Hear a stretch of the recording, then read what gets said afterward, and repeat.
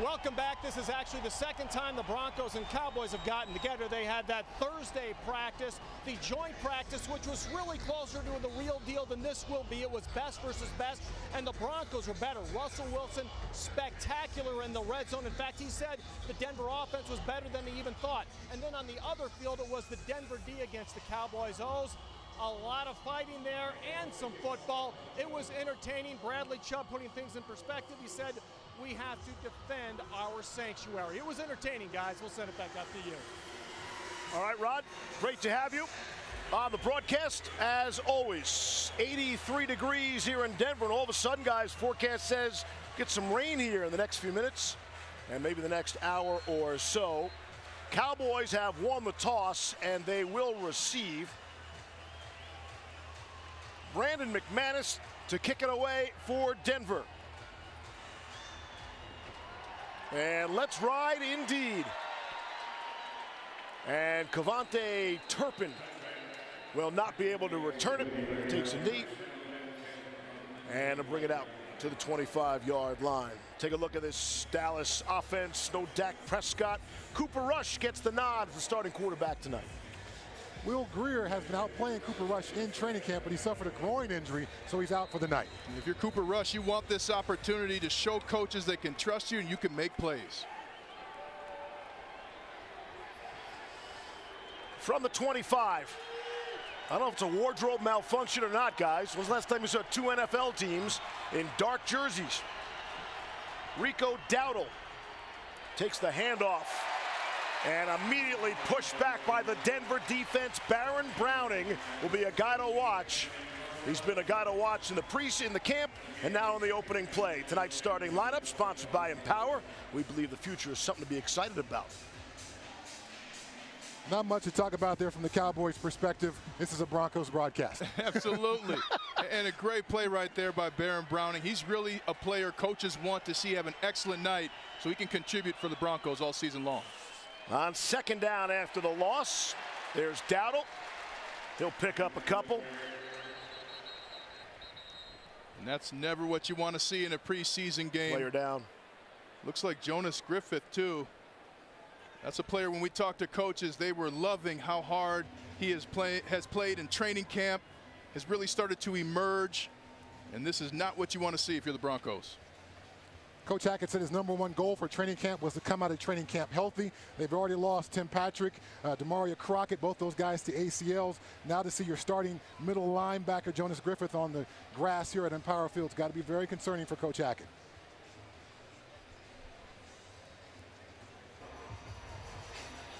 While we were in commercial break, Jonas Griffith able to walk off the field under his own power. That's good to see. The three of us were surprised to see Griffith in the game altogether. And 40 seconds in, he takes a shot, and he'll be helped off. Rod will get us a report as soon as possible, but I'd be very surprised if we see Jonas again tonight.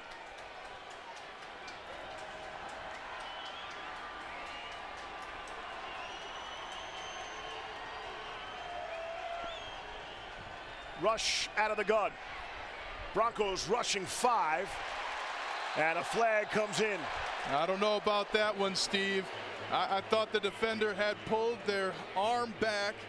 That's a big key. Looks like it's on J.R. Reed there. Well, if you're going to go make a play, you pull off your arms. That's tough to call that a penalty. But those refs, they want practice throwing that flag too, Steve. There we go. They're going to pick up the flag. Alex Kemp is our referee tonight. You're going to see here, watch the backhand of Reed as he gets there. Both hands are off the body. That is an excellent technique there for Reed to get his hands off the receiver. If you leave a hand on, Chad, they're going to call that every time. They are. Good job by Coach Evero. He said he would want to bring more pressure and affect the quarterback in his opening press conference as a Broncos defensive coordinator, that time bringing 5 guys. I always like, too, when a defense, it's tough because if a defense brings pressure early, offenses are on their heels. You have to respond to that pressure. So I love early pressure from the Broncos defense. Opportunity for Montrell Washington. Everybody in Broncos camp talking about him. How would he react? No live tackling in training camp. Get an opportunity to hear some Here's some footsteps underneath the punt. Well, and he's been dynamic, arguably having one of the best camps for all of the receivers, and it's rare at that wide receiver position as a rookie. There's so much to learn. Half of the routes you have to change depending on the coverage during the play. But Washington's been doing a good job of that. Hopefully he has a great night tonight. 17 yards on the return after the 56-yard punt. Josh Johnson is the starting quarterback tonight. We expect to see him at least the first half. And the Broncos start pretty good field position from the 32. Mike Boone is the starting running back tonight. And he'll get the carry, and he'll be met in the backfield immediately. Neville Gallimore able to get through there. Tonight's starting lineup sponsored by Empower. We believe the future is something to be excited about. Well, a couple players here to be excited about. Luke Wattenberg, he's the rookie out of Washington. Coaches love what he's been able to do. And then Calvin Anderson there at the right tackle. Coaches said he has played his way into conversation for that starting role. Looking at this skill position set here, Eric Tomlinson is the blocking tight end. Andrew Beck is the fullback wide guy. Coach Hackett talked about he wants multiple skill guys in that tight end room. 2nd down and 14. Try to draw play for Boone. Just gets back to the line of scrimmage. Going to bring up a 3rd and 14. Quentin Bohanna able to make the stop. Starting lineup sponsored by Empower. We believe the future is something to be excited about. Can we talk about the Dallas defense a little bit or not? Well, we could talk about how good it is that Micah Parsons isn't playing. Yeah. We got to see practice 3 straight plays in pass rush. He didn't get touched. He looks like he's in even better shape this season. Micah Parsons, a lot of offensive linemen. Glad they're not going against him tonight. Glad they're not seeing Trayvon Diggs also. Absolutely. DeMarcus Lawrence as well. Yeah. Cowboys are a first-place team. Fell in the playoffs a season ago in the wild-card round of the 49ers. Quick throw. Tried to get it to Montrell Washington. And it goes incomplete. Washington took a shot. A rookie, welcome to the NFL. If it's close, Chad, you have to be incriminating of your defensive players. If it's close, you guys are going to take that hit. And that was close. Defender couldn't tell whether or not Washington had it. And Washington took a shot for thinking that the ball was still moving. Washington bobbled that football, didn't bring it in cleanly, and then got the blast hit right there. Young receivers, the pace of the game. You're used to the practice pace. Now this is the preseason pace. The pace will continue to gain as the season goes along here. But these young rookies getting an exposure to what NFL football is going to be like. Broncos have a bit of a punter battle. Sam Martin will get the first opportunity tonight. And he'll kick it away from the 19. Cavante Turpin drifting back. Good punt by Martin. Fair catch. And you can see from Turpin's reaction, he wanted to return that football. Hard to make the team with fair catch. Scoreless in the first for Denver. Scoreless early on from Denver, the preseason opener. After the Sam Martin punt, Cowboys will start just inside their own 19-yard line. Cooper Rush, the quarterback, opens out of the gun. And looks to throw immediately. Broncos got some pressure and nearly intercepted. Excellent coverage there. Michael Ojemudia down to the sideline. This is a rather important week in Broncos history. Rod Mackey with the story there. Guys, thank you very much. I'm here with 2 of the members from the Broncos new ownership, Greg Penner, Kerry Walton Penner. We almost got hit by a football right there. A lot of action on the sideline. Congratulations. Greg, let me begin with you. This has been a long process to get to this point. What are your emotions as you heard the crowd give you guys a tremendous ovation and to stand here on the sidelines for your first game with the Broncos? And what do you hope to accomplish in this exciting new chapter?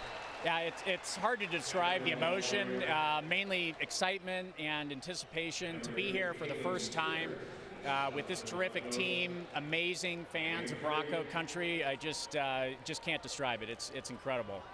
Kerry, on Wednesday you talked not just about the team, but you talked about the community. Why is it important for the Broncos to continue to excel off the field as well as in addition to winning? So, yeah, as I said on Wednesday, it's incredible the history that the Broncos have in terms of partnership with the community, and they have been amazing. We're looking forward to continuing that. And not only the Broncos organization, but a number of players have their own initiatives as well in Denver as well as in their hometown. So it's just awesome to get to know what they're doing and be involved with that. We were able to talk to all of you on Thursday. Then on the next day, you were able to make a new addition to the Broncos with Damani Leach. How excited are you to have him as part of the Broncos as the new team president, Greg? Yeah, we're really fortunate to have him. He was here today for the first time touring the facilities and the stadium. And he's a forward-thinking, really collaborative executive, and with obviously a lot of NFL experience. So we just can't wait for him to get started. We're in a good position with him. Congratulations again, guys. Broncos country is so excited. It's great to have you here. All right, thank you. All right, guys, thank you so much. Guys, we'll send it back out to you. Good job, Rod. I was waiting for the question about the Russell Wilson contract extension. Were you guys? No, you weren't? Thought that wasn't going to happen. No? Yeah. New stadium? You No? are the elephant in the room Oh, right okay, there. got it. It's only the first week. Right. We'll let them settle in. Big special teams play.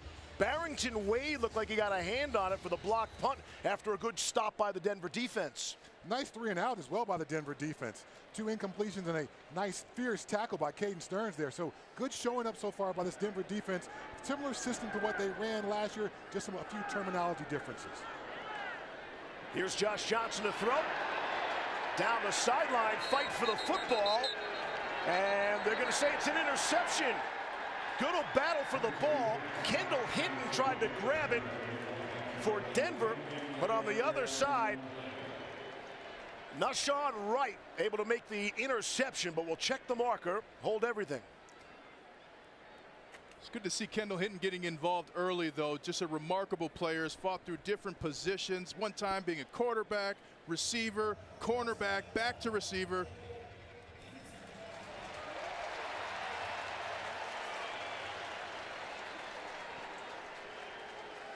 Holding on the defense, looks like. Getting the shot offensively.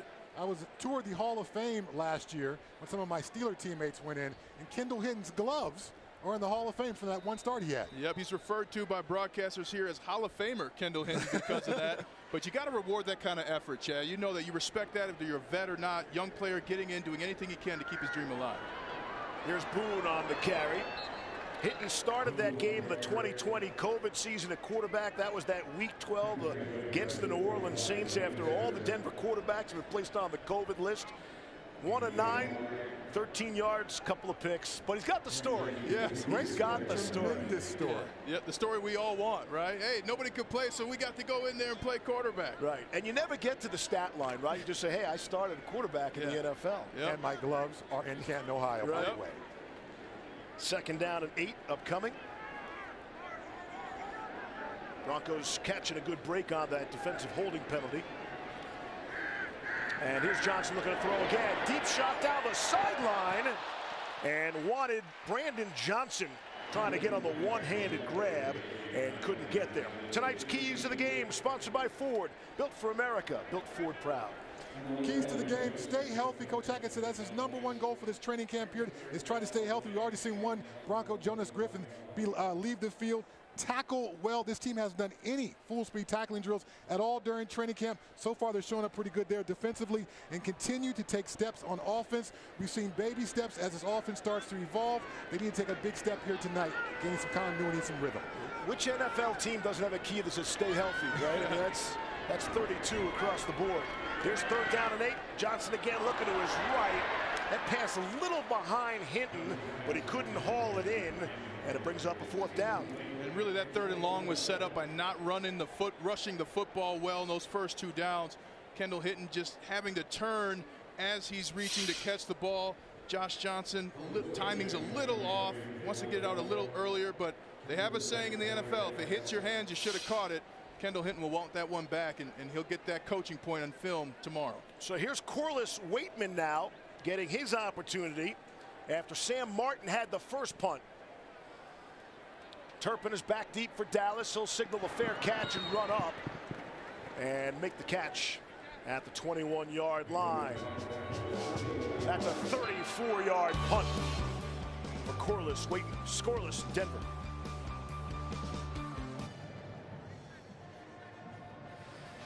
Wonder what butterflies Nathaniel Hackett was feeling. Rookie head coach, coaching the game in the stadium, also calling plays again for the first time since Jacksonville in 2017. Of course, Mike LaFleur took care of that in Green Bay the last few years for him. So 30 days, guys, from Seattle. 30 days when the it counts in the standings. Yeah. A lot of pieces of the puzzle for Coach Hackett to fit together. Not much time left to get it done. And that's what makes these games so important. Cowboys from the 21. Cooper Rush, flag comes in. And through heavy traffic, and another flag flies. I think we're going to get encroachment on Baron Browning and then a pass interference in the secondary. This is what happens, though. First preseason game, young guys get out there, they play. The rules are different in the NFL. The referees are pros. They're going to throw the flag if it's even close.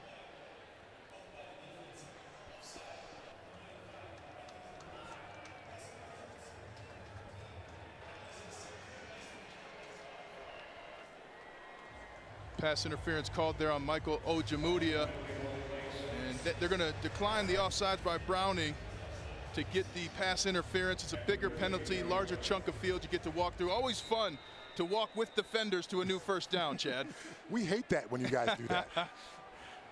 How are those conversations down the field? First down and 10. Dowdle out beyond the 40. Get an opportunity now. Had a lot of action, a lot of things going on. Take a look at the Broncos starting lineup on defense, brought to you by Empower. McDelvin Najim, he's a guy they are expecting more from.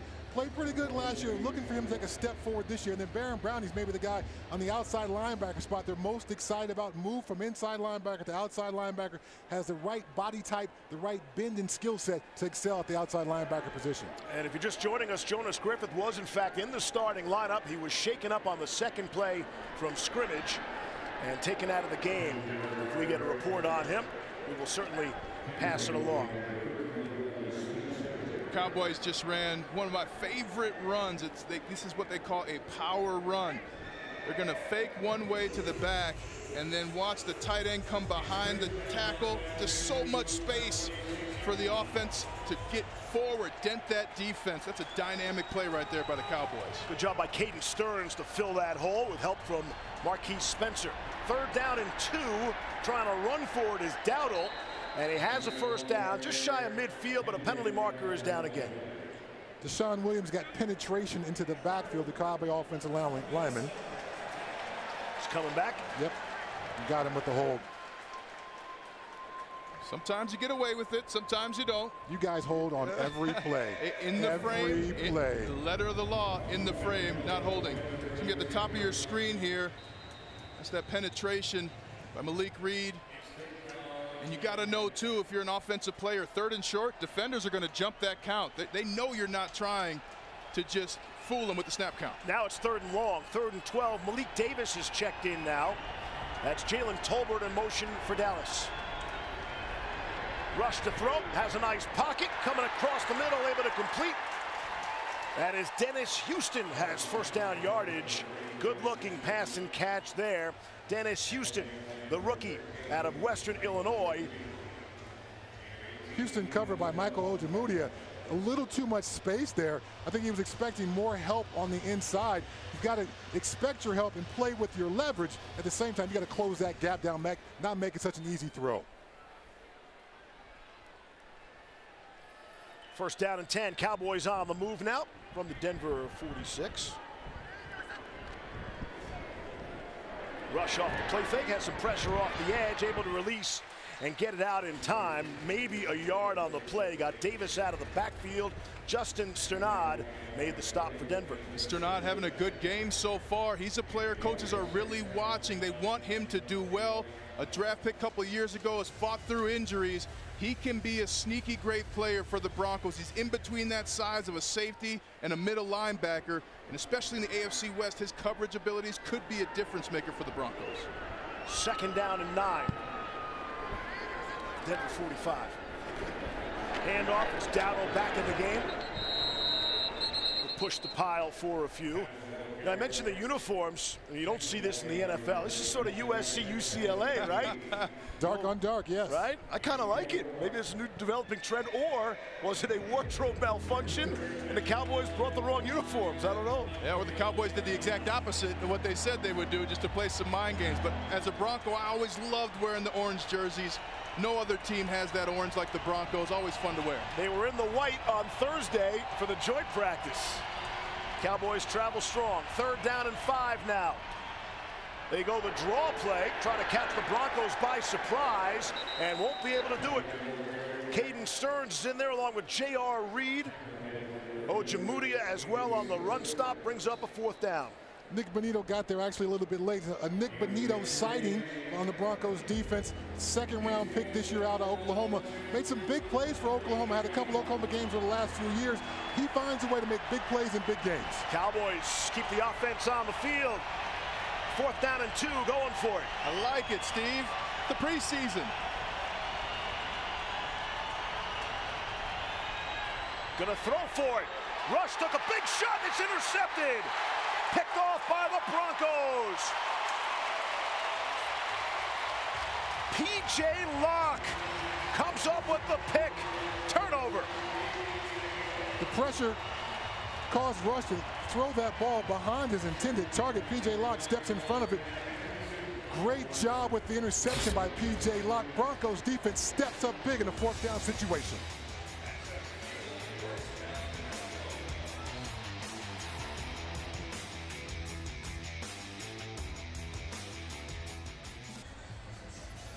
It's time to meet the player. Sponsored by Mattress Firm, the official sleep partner of the Denver Broncos. Say hi to Russell Wilson. Comes from a rather athletic family. Was actually drafted twice in Major League Baseball. First by the Orioles, then by the Rocks. And as a rookie, Russell had his breakout game against the Broncos, 2012, preseason week 3. Start of the 2nd half, had a big half, and of course, went on to be the superstar for Seattle, and now on his way to be the opening day quarterback and future Hall of Famer from the Denver Broncos, Russell Wilson. Well, the big thing for Russell Wilson, too, he gets to teach these guys how to win. Very little playoff experience on this Broncos team. And as a player, you look to veterans. How do we handle bad plays? How do we overcome obstacles? And I can tell you from playing with the greats, they never think about losing. Everything is how are we going to win this game? That's a different feeling from the huddle all the way to the end zone. From the 39 now. After the Johnson run, give it to Mike Boone. We talked to a lot of Broncos players about Russell Wilson. I was impressed by what Malik Reed had to say about him. He said Russell was approachable. And listen, you guys know that's not always the case with future Hall of Fame superstars. There are all sorts of stories about Tom Brady introducing himself to the rookies, which is really cool. And apparently Russell does the same thing. Very approachable guy. Defense number 56. 5-yard penalty, still 2nd down. During the Avs playoff run, Russell Wilson got a suite over there and invited players into the suite. They get a chance to know him in Sierra and just have a relaxed time with him to, you know, I guess remove some of that mystique around Russell Wilson. Hey, I'm just one of you guys trying to win some football games. Although, yeah, I will be wearing a gold jacket when I'm 5 years after I'm done. Reed actually said the first time he ever met Russell Wilson was in the suite at the Avalanche game. Pretty cool. Here's Josh Johnson taking a shot down the field. You see they skip off the turf. That's a catch. And it's a grab. Seth Williams on the receiving end. Phenomenal job by Williams getting low to get the reception. And then you saw he kind of thought he was still in college. The play was over. Young fella. They have to touch you to be down. If you're Josh Johnson, you want to raise the football a little bit so Williams can keep running. But Williams thought the play was over after the catch. Sorry, they're huddling to see if that was in fact a catch. You take that off the turf. After discussion, the ruling on the field is a completed catch. 1st down. Yeah, good job for Seth Williams. And if you're Williams, that's exactly the type of play you want to make. Drafted in 21 by the Broncos. He wants, all these receivers want to step in for Tim Patrick, who got injured. A play like that tells coaches you're ready and paying attention. 19 yards on the gain. Here's Johnson in the Cowboys territory now. Trying the left side on for size. Able to complete. Those are those on-schedule plays that really help an offense. Just a pitch and catch from Johnson to Kendall Hinton. Excellent route by Hinton. He really didn't give away that he was going to break out towards the sidelines. Caught the ball with his hands. That's a football play right there for Kendall Hinton. That's something that Nathaniel Hack is trying to get Russell Wilson to do. Just take what the defense gives you. If that DB is playing that far off, take the free 7 yards. We'll take it and move up to another play. Quick throw out to the left. get Trey Quinn involved. Wright made the stop for the Cowboys. Johnson here, this was a designed run play, but when coordinators and coaches trust a quarterback, they tell the quarterback, hey, if you see off coverage, even if it's a run play, go ahead and throw it out there. 3rd down and 2. Interesting play call here upcoming from the 29. Defenses hate 3rd and 2. You've got the whole playbook at your disposal. We can't just pin our ears back and rush you like we could if it was 3rd and 12, obviously. Tight formation. Boone the setback. Play fake. Josh gonna throw to Boone out of the backfield, and he couldn't haul it in. He had the 1st down and more. Wide open play for Mike Boone.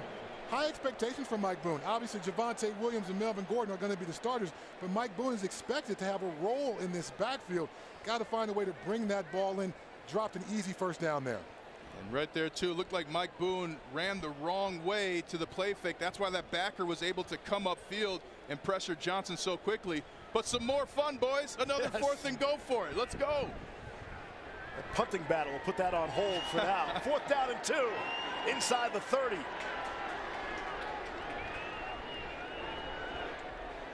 Johnson rolled the pocket to the right, and he was crushed, and it goes as an incomplete pass. Very fortunate to get rid of it in time. Albert Okwuegbunam is hanging his head, walking off the field. He was the guy who missed that block on the backside of Josh Johnson. Johnson, like you said, Steve, very lucky to get that ball out of his hands. Not a forced or caused fumble there. But Albert O's just got to do a much better job sealing off that back end. Dante Fowler providing the pressure. Well, with Albert Okwuegbunam, too, on that backside, you have to run faster than you do if you're on the front side of a play, because that defender can see everything developing and they can take risks. So that's something that young players often have to learn the hard way, as Albert Okwuegbunam just did. Broncos turn it over on downs. Dallas will take over. Dowdle, the ball carrier. And he's got 1st down yardage. Good run right up the middle. Of course, no DJ Jones, no Draymond Jones either for the Broncos in this preseason game. And DJ Jones is the guy who's supposed to stop those runs up the middle when the games get real. He was one of their big free agent acquisitions. Yeah, DJ Jones will make a difference here. The flow of the linebackers went too far, and that allowed that cutback lane for the Cowboys. From the 40. Keep feeding Dowdle. Able to get out to the 45-yard line. Coming up on 2 minutes left in this scoreless 1st quarter. Preseason opener for the Broncos and the Cowboys. Most of the Cowboy runs have been inside between the tackles. The inside linebacker position may be the position with the most question marks on this Broncos defense.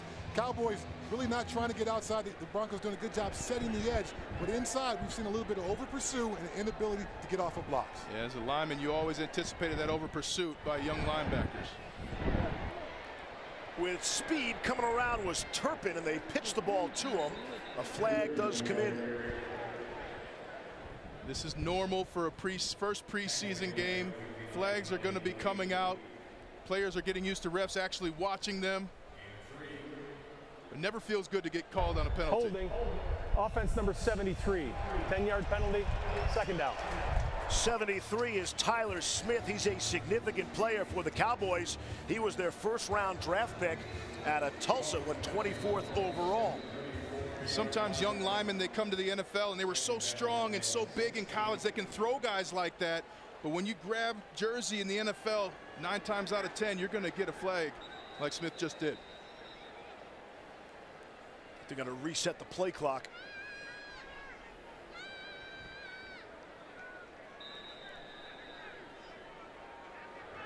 Now we're set to go. Malik Davis is checked into the backfield. Motions out top of your screen. Here's Cooper Rush. Good protection. Able to complete. Coming across the middle is Jalen Tolbert. Player who's really turned heads in Cowboys camp. Alex Singleton able to make the stop for the Broncos. Cooper Rush forced to go underneath the back end of the Broncos coverage was tremendous. That very short crossing route still leaves the Cowboys offense with a 3rd and long here. And those pass rushers love these opportunities to pin their ears back. Very little one-on-ones for the Broncos during training camp. These pass rushers are really going to appreciate these opportunities out here tonight. 3rd down and 11. Broncos look like they were sending pressure, then they drop out of it in the coverage. Here's Cooper Rush making something out of nothing. And he'll get out to the 48-yard line. It's going to be short of the marker and bring up a 4th down. Singleton there again. And Singleton's playing well. As you mentioned, had a great camp. We saw him pass off a crossing route. That's rare for a young linebacker to understand. And then come all the way deep from coverage. He's on the left side of your screen. He's in coverage, backing up. And then he sees Rush come upfield, takes off, and makes the play. That is what they call a football play. Your responsibilities are in the pass defense, but you see a play coming at you, go make the play. First quarter. Timeout. Very impressive for Alex Singleton. Scoreless first quarter. Broncos defense done their job tonight so far.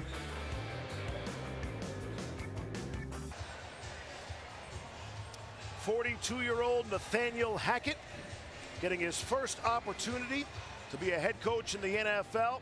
The 18th all-time head coach in Broncos history, replacing Vic Fangio. A lot of energy in that man. A lot of passion. Almost an electrical hum or buzz that literally vibrates off him. He brings so much energy to each room that he walks in. Apparently his own parents have complained about the amount of energy he has. It's not the little kids. It's the 42-year-old head coach of the Broncos. On 4th down, knocked away. Singleton, I think, got a hand on it. Thought he should have intercepted that, too. And Singleton's been all over the field today for the Broncos, and that's what you want to do if you're a player. You get the opportunity to play, go and shine. Singleton reads Cooper Rush's eyes. Just got to find a way to come down with that football. That is what we call defensively in those meeting rooms an MOBP. Missed opportunity for a big play. Yeah. Hang on, MOBP. MOBP, yeah. Missed opportunity for a big play. You're going to get about 4 or 5 of those defensively a game. The team that seizes those opportunities typically finds a way to win. Going to be hard to put all that in a T-shirt and a hat. That's what I'm saying, all right? I got the abbreviation. So the Cowboys turn it over on downs now after the Broncos do the same. Max Borghi in the football game. Local favorite gets an opportunity there. Borghi won the state championship here for Pomona, a powerhouse in Denver, and Borghi went to Washington State, owns a lot of records offensively there. It's got to be a dream for him growing up in the Denver metro area, then being able to put on number 36 and that Bronco helmet, come out, have some fun. Won that championship right here on this field. Yep. 2nd down and 8 from the 45. Expect that Mike Boone's night will be done. Could be Borghi the rest of the way. See some Jaquan Hardy and Stevie Scott III as well. Johnson throwing. Tried the slant to Brandon Johnson and could not connect. Johnson there's going to want that one back. Went right through his hands. Brandon Johnson, that is. Good throw from Johnson. Getting the ball there on time, in rhythm. But young receivers, they do not anticipate how much things speed up in the NFL. If it hits your hands, you should catch it. Johnson will want that one back. And the key, can he keep his confidence? Can he come back and make a play? Mistakes are going to happen, Chad, you know that. But can you be strong enough mentally to come back and make a big play? 3rd down and 8 from the Dallas 45. Dallas brings some pressure. Johnson takes the shot and able to complete down the sideline. What a grab. He goes right back to Brandon Johnson, who hangs on to it. There is a flag down, but what a play. You love it when a quarterback goes back to a receiver. He's had a bad drop, finds a way to go right back to him, bring that confidence level right back. It's a 40-yard gain if it stands. Yeah, Josh Johnson took a shot there as well. We'll see what the referees say. That should be a good play for the offense. There were 2 fouls on the play, both by the defense, and they're both going to be declined. Illegal contact, number 30. Illegal contact, number 31. Both declined. Result of the play, first down. How about that? The play was so good, we'll waive 2 penalties because we got that many yards. Johnson taking a hit there, and then Johnson reeling it in A little bit of bobble there with the defender, but keeping that concentration. Brandon Johnson making a play after a drop. That's what it takes to be in the NFL. First down and goal from the 5. Borgie, the ball carrier. He'll be stopped. Stopped for a loss of 1 yard on the play. Just go back to that last play. Josh Johnson, I think, a younger quarterback might have been rattled, right? Guy doesn't make a play for him. Josh Johnson's not that worried about it. Goes right back to the young receiver instead. Well, and he also knows the defense is thinking they're not going to throw to this guy. He just dropped the ball. Josh Johnson is a veteran, understands how defenders think. That's becoming a part of a pro, understanding what your opponent thinks like, and then just giving that encouragement to the young Brandon Johnson. Hey, you're going to make plays in this league. Let's go again. Second down and goal. Here's Borgie. Crashing down on, let's say, the 2. Nice power run by Borgie. Gets behind that mass of humanity, that Broncos offensive line. There kind of disappears a smaller guy, almost gets himself into the end zone. I think we're going to get a penalty for some unsportsmanlike conduct as well. Little extras by the Cowboy defenders. After the play was over, personal foul, defense number 56. Half the distance to the goal line, automatic first down. That's a gift there for the Broncos. Get you a fresh set of downs right on the goal line. You've already used a couple plays, so you know what does and doesn't work against this Cowboys defense. And Max Borgie's just looking to see, when can I get into this end zone? When can my dream come true? Maybe this play. First and goal. From inside the 1. Josh wants to throw for it. Up and caught.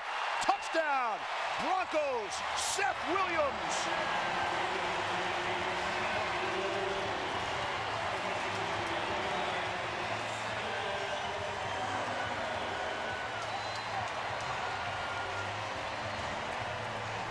When you've got a target at 6'3" like Seth Williams, you can go in that end zone with that jump ball situation. This time Seth Williams aligned as the inside receiver. That crossing route, just trying to get a little separation from that defensive back. Josh Johnson delivers an excellent ball. Seth Williams goes up over the defender, comes down with it for the first Broncos touchdown of the preseason. His second big play of the game, too. Second big reception. And Seth Williams, what I like, he secured the ball against him before he got to the ground in the end zone. That's tremendously important. As we all know, what's a catch, what's not. Hey, you secure that football to land on your shoulder, that's a touchdown. Brandon McManus, the extra point. And it's all good for the Broncos. Defense has been stellar. The offense shows up. 7-0 Denver. 6 plays, 47 yards, took 2:10 off the clock. Touchdown Denver. Just a fantastic pitch and catch right there from Josh Johnson to Seth Williams. Seth Williams' second big catch of the game. He's having the type of plays that you need to have as a young player to get a roster spot. You got to be feeling good if you're Seth Williams. 6 plays, 47 yards for the Broncos offense. Let's not forget, the first cuts are Tuesday. They have to take this 90-man roster down to 85. So there are some guys out there who are literally playing for their careers right now. Turpin's going to run this one out. The Broncos want to see how they cover kicks as well. The Broncos rank dead last in kick return coverage on defense and also kick returns on offense. So that's an area they want to work on. And that's why they went and got Dwayne Stukes from the Los Angeles Rams last year. Super Bowl champion now, Dwayne Stukes. That's going to be a huge difference, especially the AFC West. Talented offenses, the ability to flip the field can win you games.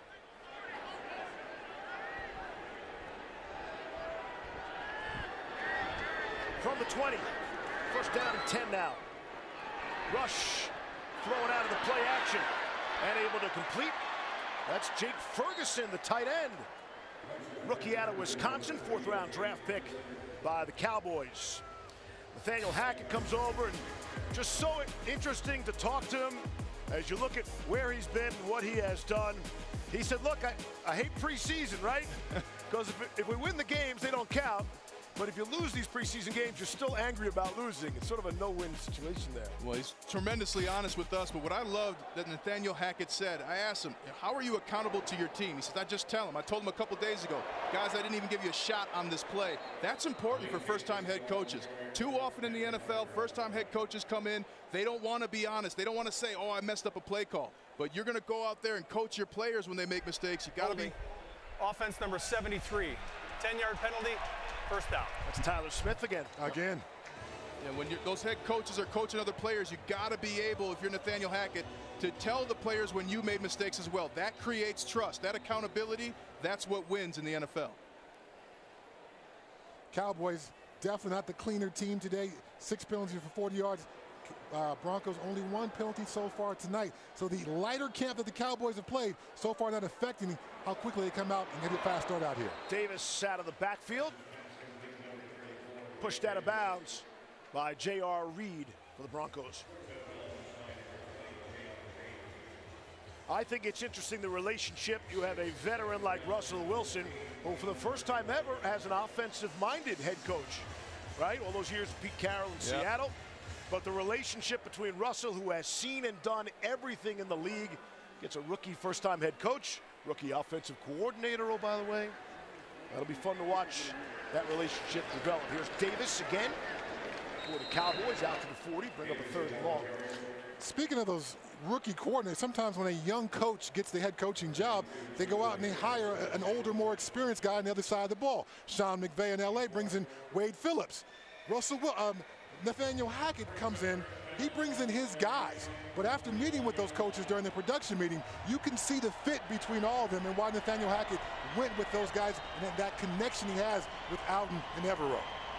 Yeah, Giro Evero, very impressive. Listen, this Broncos defense was already good last season. The better unit. And a great defensive stand there. That ball is batted away. Baron Browning, once again, he showed up big time a number of times tonight. Some of these run stops by the Broncos defense has been because he set a good edge on the defense. But here he is slicing through and then getting that hand up. That is something a lot of times young outside rushers don't quite understand. They want to jump up in the air, then the quarterback jukes you, is able to still throw the football. Just get that one hand up, match the quarterback's hand. Baron Browning does that, bats that pass down. Browning doesn't look out of position tonight, does he? No, not at all. Right? Very, very comfortable at the outside linebacker spot for sure. He was an inside linebacker at Ohio State, made that transition this year. Hats off to George Payton. That's a risk. Hey, you're a good inside linebacker. We want you to rush the passer. It's already paying off for the Broncos. Here's Washington. An opportunity to make some people miss. And he does. Stays on his feet. Out beyond the 35. And look at the emotion on that Broncos sideline. You get the sense everybody rooting for Montrell Washington. Absolutely. He took it straight first to force those angles and then broke it out left for the big game.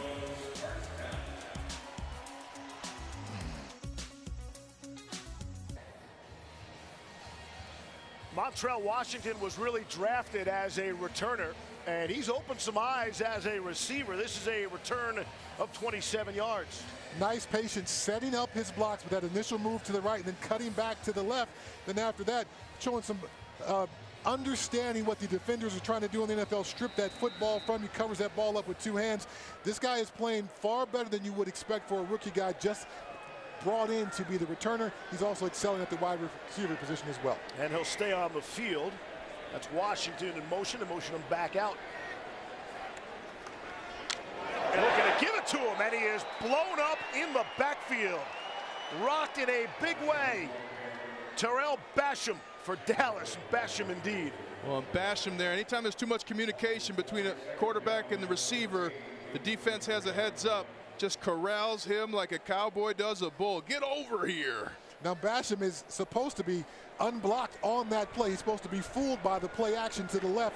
Basham actually did a great job understanding that, have his antenna up. If I'm not blocked, something's up. He figures it out. Big hit right there. 2nd down and 14. Josh Johnson looking to his left. Goes right back to Washington.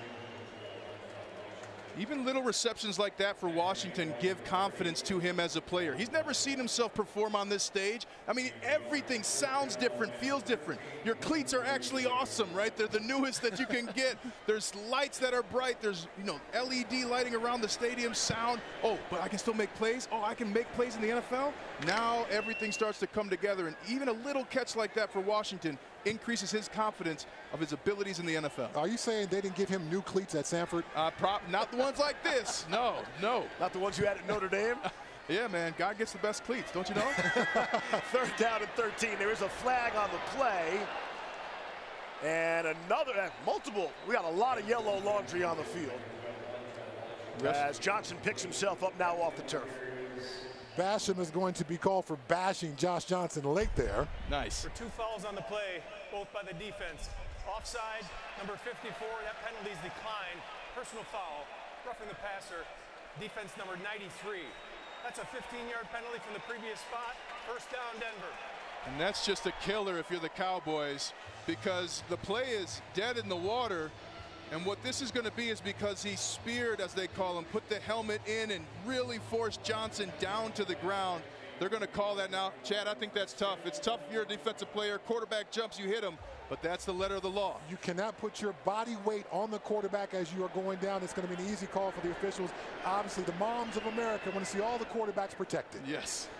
Johnson will shake it off, stay in there from the 49. Deep drop.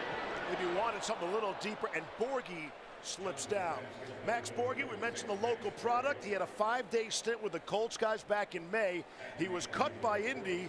You know, took his job, Philip Lindsay, another former Bronco undrafted free agent. And so actually Borghi was cool about it. He said, look, if I got to lose my gig to somebody, he grew up watching Philip Lindsay, so that's kind of cool for him too. Well, and the Broncos liked him early on. They brought him in for the early mini camps. Weren't able to sign him because of numbers, but were really happy they could get him back on the roster for these preseason games.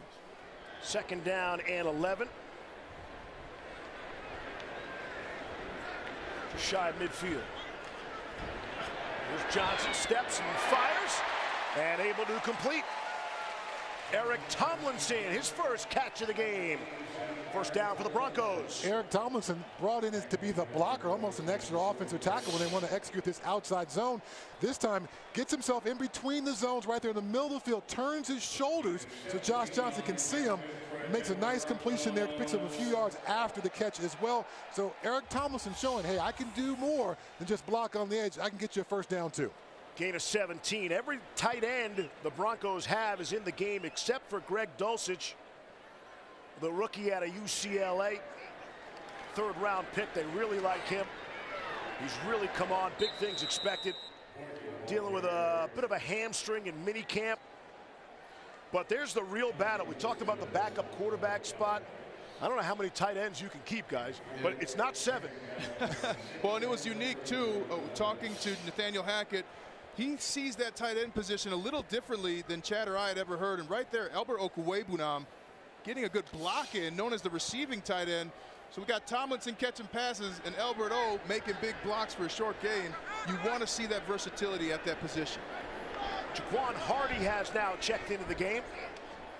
He's been here a whole, 3 days? Johnson to throw on 2nd and 6. Able to complete. It's Williams. Seth Williams has to learn when you catch the ball as a receiver near the line of scrimmage, you got to turn and run. If you start dancing too much, one of those big stack monsters is going to come out that stack and blast you in the back. Something a young fella's got to learn pretty quick here. Maybe got a yard on the play. 3rd and 5. Right here for the Broncos, give Josh Johnson an opportunity for a shot at the end zone. Right, give him an opportunity to find the man-to-man coverage, make players, let players make plays. There's a snap count right there. Always love seeing that. Johnson to throw for it. And complete. First down. The Cowboys are saying no catch. But the official on the field said absolutely got it. Brandon Johnson, another big catch for him. Brandon Johnson's going to catch it right as he's going down on the ground. Johnson staying in with some pressure. And that's what happens in the NFL right there at the end of the play. Defenders are going to rip that ball out. They try everything they can to fool a referee. If you make that catch, you have to have sure hands and get down, secure that football. Kelvin Joseph tried to knock it away. 2nd-round pick of the Cowboys last year. First down and 10. Johnson has a nice pocket. End zone looking for it, and it is caught. Touchdown, Kendall Hinton. And the Broncos roar again. Another touchdown for Denver.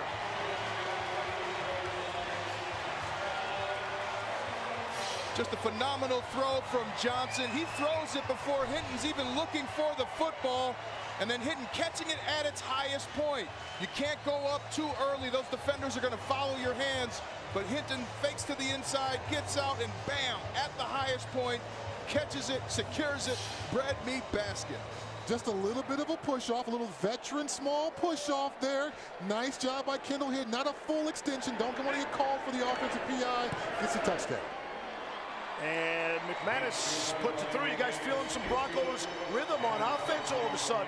Last couple drives featuring touchdowns. And it's been fun because it's from different players. You've got Williams, you've got Johnson, and now you've got Kendall Hinton making plays.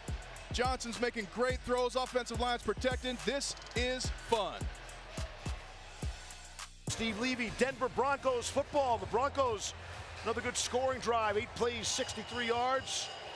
Just under 5 minutes coming off the clock. Josh Johnson and the Broncos have gotten hot, guys.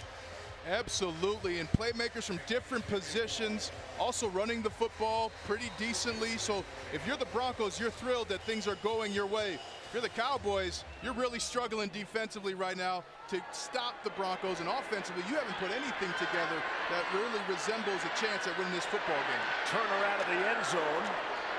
I keep hearing that McManus was going to purposely kick off short to try to test the. He keeps putting in the end zone. Guy can't help himself. That's my old teammate. He loves giving coaches a tough time, scaring them a little bit. I think that's what he was doing. Do you know McManus had just 2 kickoffs returned at home all of last season?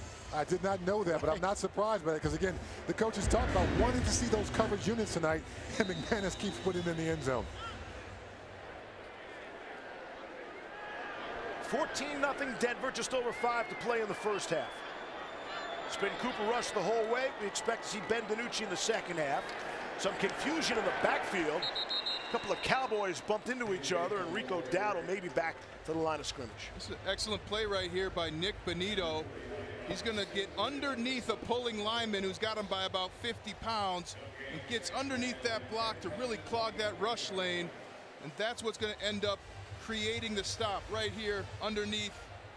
That's an excellent play for Nick Bonito, someone who's said himself he needs to work on stopping the run differently than he did in college. Coach is saying he has to really set that edge. Excellent play. Rush comes out throwing and able to complete. That's Jake Ferguson, the tight end.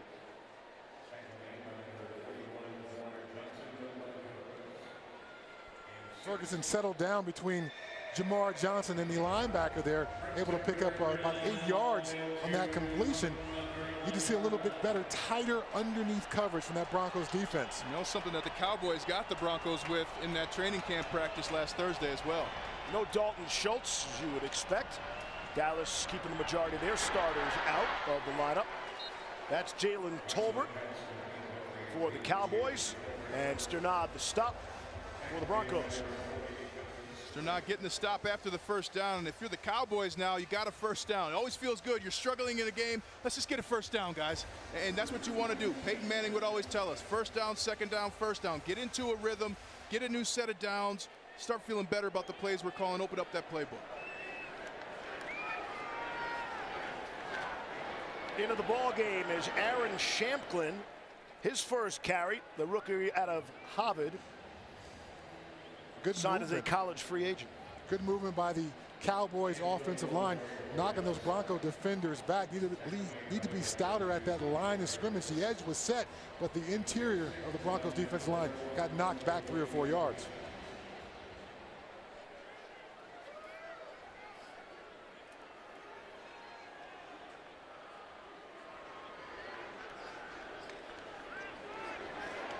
Rush beats the pressure, able to unload and find Ferguson, but he's short of the marker. Bring up a third down. Excellent play by Justin Sternad right there. He's got an offensive lineman trying to push him out of bounds. He gets around that offensive lineman back to the inside of the field, making the play. Those screen plays can be devastating because often defenders don't know what's happening till it's too late. And you got 1 or 2 guys that can make a play. Sternad making the difference right there. So Sternad and Singleton have both had good first halves here tonight. Jonas Griffith was banged up and injured on the second play of scrimmage, if you're just joining us. Here's Shamklin. He has the first down. Cowboys use the ground game to prove the chains. Nice tackle bringing him down.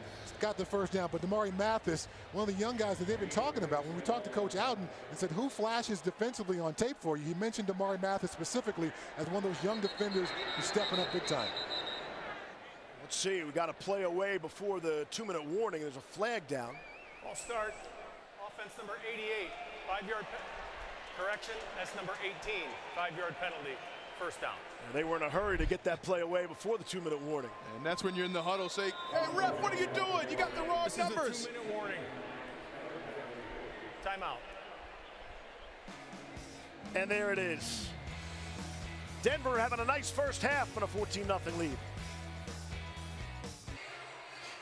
Out of the 2-minute warning, back here in Denver on 9 News, the home of the Broncos.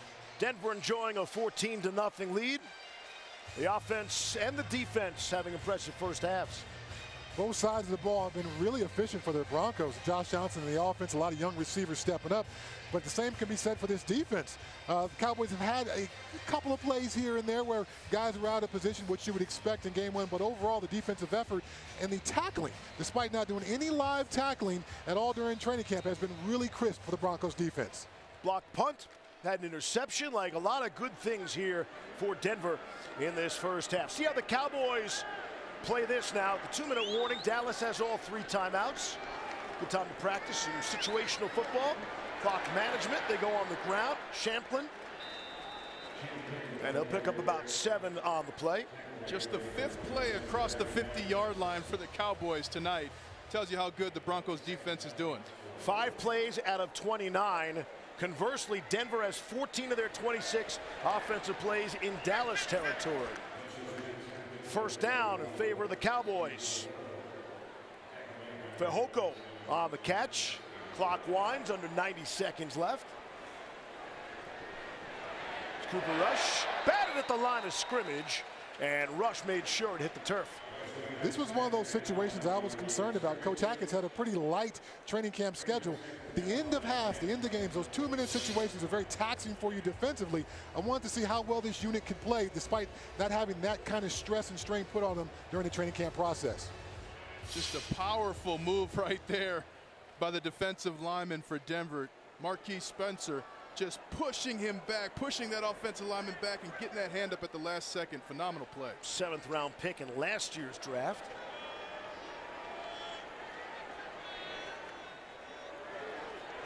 Rush, the pocket breaks down, and the Broncos able to get there. It's Baron Browning. Mama, there go that man again. Been making plays all night. The inside linebacker, now outside linebacker. Denver, their first of the half. Please reset the game clock to 1 minute 14 seconds. 1:14, please. Baron Browning has been stepping up big all night for the Broncos defense, this time showing that bend that George Payton and Coach Hackett saw from him, able to get around that edge and get the nice sack. Hey, here's tonight's trivia question, sponsored by the Colorado Lottery. Play on. This Dallas Cowboy was a first-round pick in the 1965 draft. Later in his career was the first Denver Bronco to win a UPI AFL AFC Player of the Year award. We ask, who was this Denver Bronco? And kids everywhere are asking, what's UPI? United Press International. I believe I've just dated myself. 11th play of the drive for the Cowboys. 3rd and 21, and that's batted down at the line of scrimmage. Just defensive dominance for the Broncos. 2 batted balls, 1 sack, and 3 plays in 2 minutes. This is what you want. Right at the top of your screen, you're going to see Baron Browning come in, create the opening for McTelvin Agim to make the play. Agim really has to make plays in this preseason to make the roster. That one's going to help him make his case. Nice ET game, a double ET game. Both sides run a pass rush game. I know you offensive linemen, particularly young offensive linemen, struggle with that. Yeah, you struggle with it until you get hit by one of those defensive tackles looping out, and then you start keeping your eyes inside the rest of your career. Caden Davis will get the opportunity to return a punt. Montrell Washington will watch for now. And Davis did not take the fair catch, and he took the big hit. Not a gain, but now coaches trust him. Caden Davis securing the football. That's the big question when you get a young player at that position returning kicks. 1, can they make the right decision? Two, can they catch the football? Caden Davis did that, and I'll be honest, guys, he's one of my favorites on this team. He's the first player out every day at practice, catching balls off that jugs machine. He wants to be here. I appreciate not lying to me. I always want you to be honest with me. Thank you for that. Stay tuned during halftime of today's game for the 9 News Halftime Report, sponsored by Xfinity. A quick look at today's headlines with news and weather from Colorado's news leader, 9 News. See how the Broncos play at the end of this half. 62 seconds left. Denver's got a couple timeouts. See if they stay on the ground. I don't think so. Josh Johnson firing across the middle. Able to complete. That's Washington. Here you really want to just know that you can run the mechanism of 2 minutes. Can the receivers get lined up right? Can they run the right route when they get there? That's what's important. And they shut the play down. Flags on the field.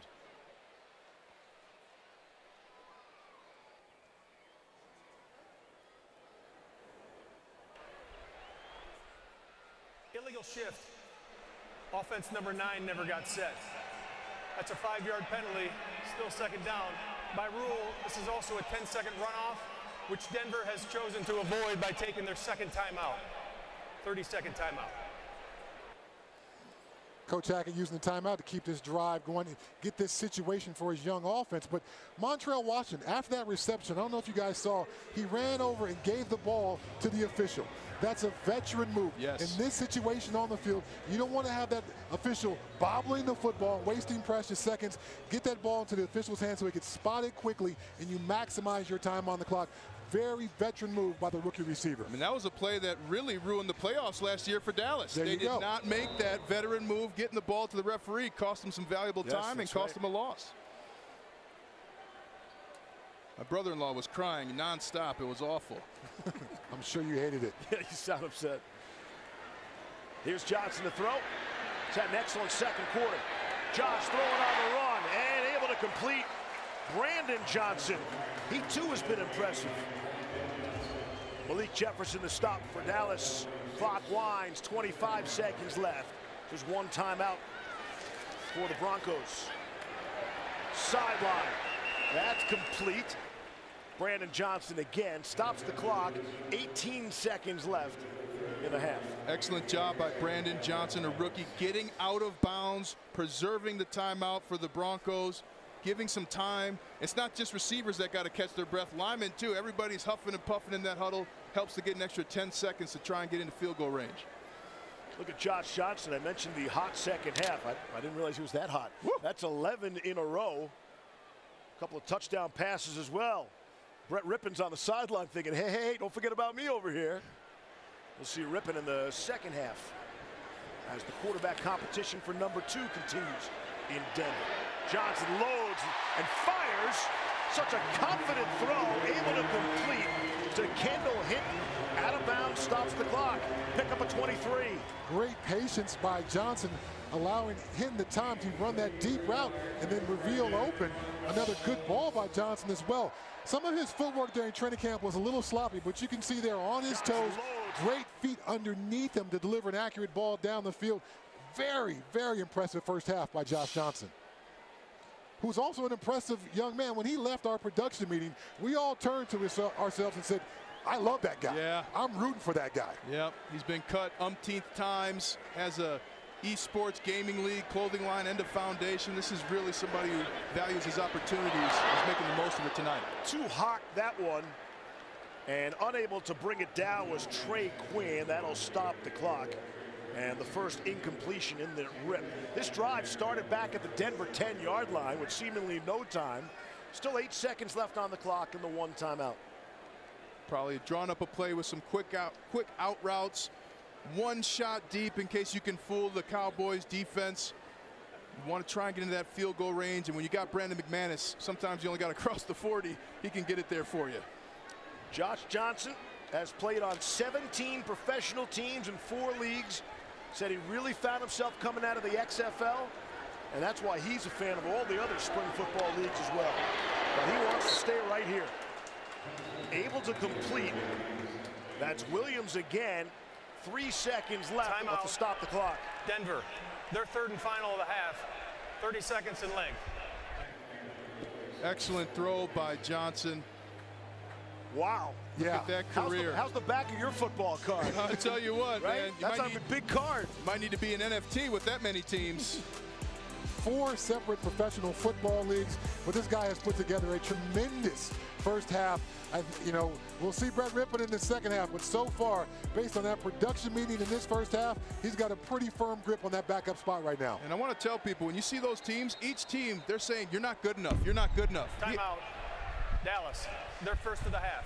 30 seconds. Before Brennan McManus could line up for that 57-yard field goal attempt, the Cowboys take a timeout. He said, listen, you get cut all those times and by multiple teams, I mean the same team multiple times, but somebody always was there to call. So the dream is still alive, but you're right. You mentioned his off-the-field businesses. He'll be ready whenever that time comes to stop playing football, but he wants to continue to dream, man. And a guy like Josh Johnson, he gives strength to the whole locker room, because there's a lot of guys, all of us face self-doubt at some point, but when you see somebody who just keeps standing up every time they get knocked down, you're reminded of your own capabilities, and for that reason alone, he may be a valuable asset for the Broncos on the sidelines this year, let alone the production that we're seeing tonight from him. All right, set for McManus. This should end the half.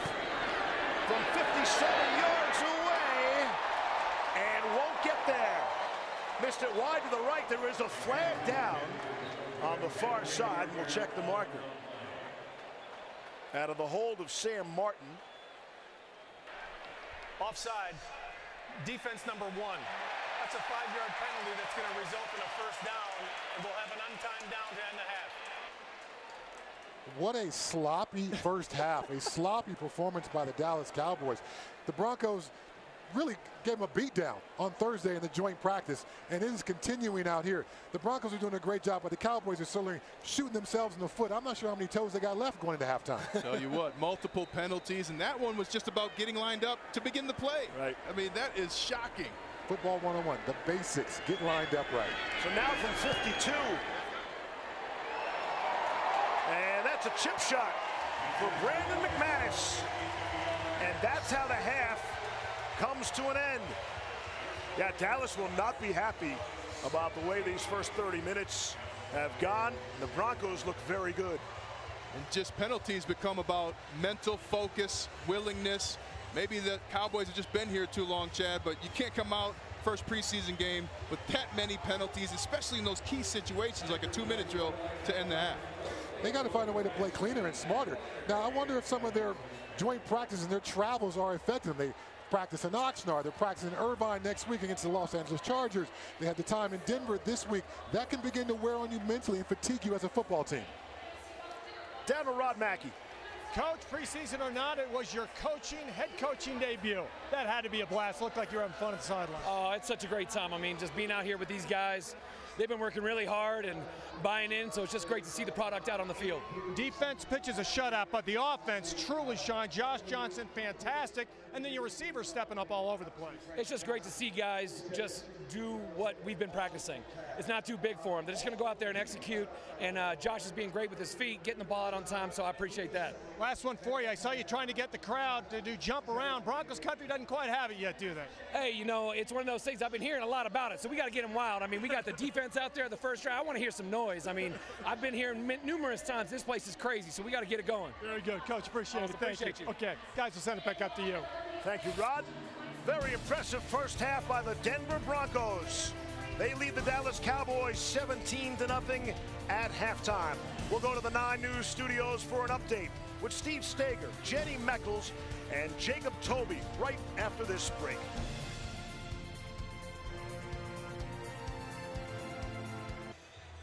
Teams coming back out of the locker room. Getting ready for third quarter action here in Denver. Steve Levy with Ryan Harris, Chad Brown, Rod Mackey on the sideline. 9 News, home of the Broncos, bringing you the Denver Broncos preseason action, game number 1. And it was all Broncos in that first half against the Dallas Cowboys. You know, all Broncos and all Josh Johnson. I mean, he was fantastic in the first half. He made deep throws to young receivers, short throws underneath. He also moved in the pocket to keep plays alive. He hit wide receivers, tight ends, even running backs, and then goal line execution. You always want to reward your team for marching down the field. Josh Johnson did it multiple times. 172 yards, 16 completions in the first half. You're going into halftime saying, Coach, you leave me in there, I might throw 3 more. You know, you want to be so positive if you're, and you got to be feeling good if you're Josh Johnson. This is total domination by the Broncos. If you're the Cowboys, you better find some answers quick at halftime. Try and come and get this game competitive. Yeah, those penalty numbers should be concerning, as you see on the left. 9 penalties against the Cowboys. First half stats sponsored by Verizon. Josh Johnson's numbers probably should even be better. Had a few drops there in the first quarter. But guys, I'm really impressed. It was the field goal, you know, with no time left, late in the second quarter, starting at their own 10, 1 timeout remaining. But they really managed that well and got the McManus 52-yard field goal. They managed the situation well because every player on the field knew what the situation was. We saw a receiver get out of bounds and stop the clock. We saw a young rookie in Montreal Washington get the ball to the official to spot it very quickly. That's situational football. That is smarts, that is understanding. This is a young receiver corps, but they play far beyond their experience level in that last drive there. It looks like they're all feeling the importance and opportunity with Tim Patrick being out, that one of them can be that red zone and third down threat. If they can prove to coaches they can be trusted. Jalen Virgil wanted the opportunity. He was back deep for the Broncos. Won't get that chance to return the second half kickoff. So all good for Denver in the first half. They get the football to start the second half. Josh Johnson's night is done. We had a Brett Rippon. Had to be hard to watch from the sideline. Brett's in a fight for his job, too. Well, the big thing, if you're Brett Rippon, you cannot focus on what Josh Johnson did. You have to be within yourself and play your game to the best of your ability. You lose battles when you look at your opponent and what they're doing. We all remember Michael Phelps beating the swimmer who was looking at him in the Olympics. Focus on your craft. Go have a night. And we'll see. Jaquan Hardy, his first carry of the night. The injuries in the running back position for the Broncos has been a problem. Demaria Crockett went down. They signed Max Borghi. Tyreek McAllister got waived on the injured list. Melvin Gordon is battling a foot injury. And Javonte Williams, just want to keep him healthy, just be smart with him. So a lot of Mike Boone in the first half, a lot of Borghi. And in the second half, we expect to see Jaquan Hardy and Stevie Scott III. I don't expect to see a lot from this run game. I think they just want to survive the game from a run game perspective because of the lack of health in that backfield. So I would expect to see game 2, maybe there's a little bit more health in that backfield, and they can really focus on that outside zone scheme. But this game, the quarterback certainly took precedence in the first half. Rippon firing, and off the fingertips of Seth Williams, couldn't haul that one down, 3rd and 12. Right now, if you're Brett Rippon, you're just a little bit ahead of your receivers. The receivers been in the game. They know the game tempo. But a big opportunity here for Brett Rippon. He's dynamic. He can make deep throws, intermediate throws, and he is mobile in the pocket. This is just one of the many opportunities he's going to have tonight to convert and keep his offense on schedule.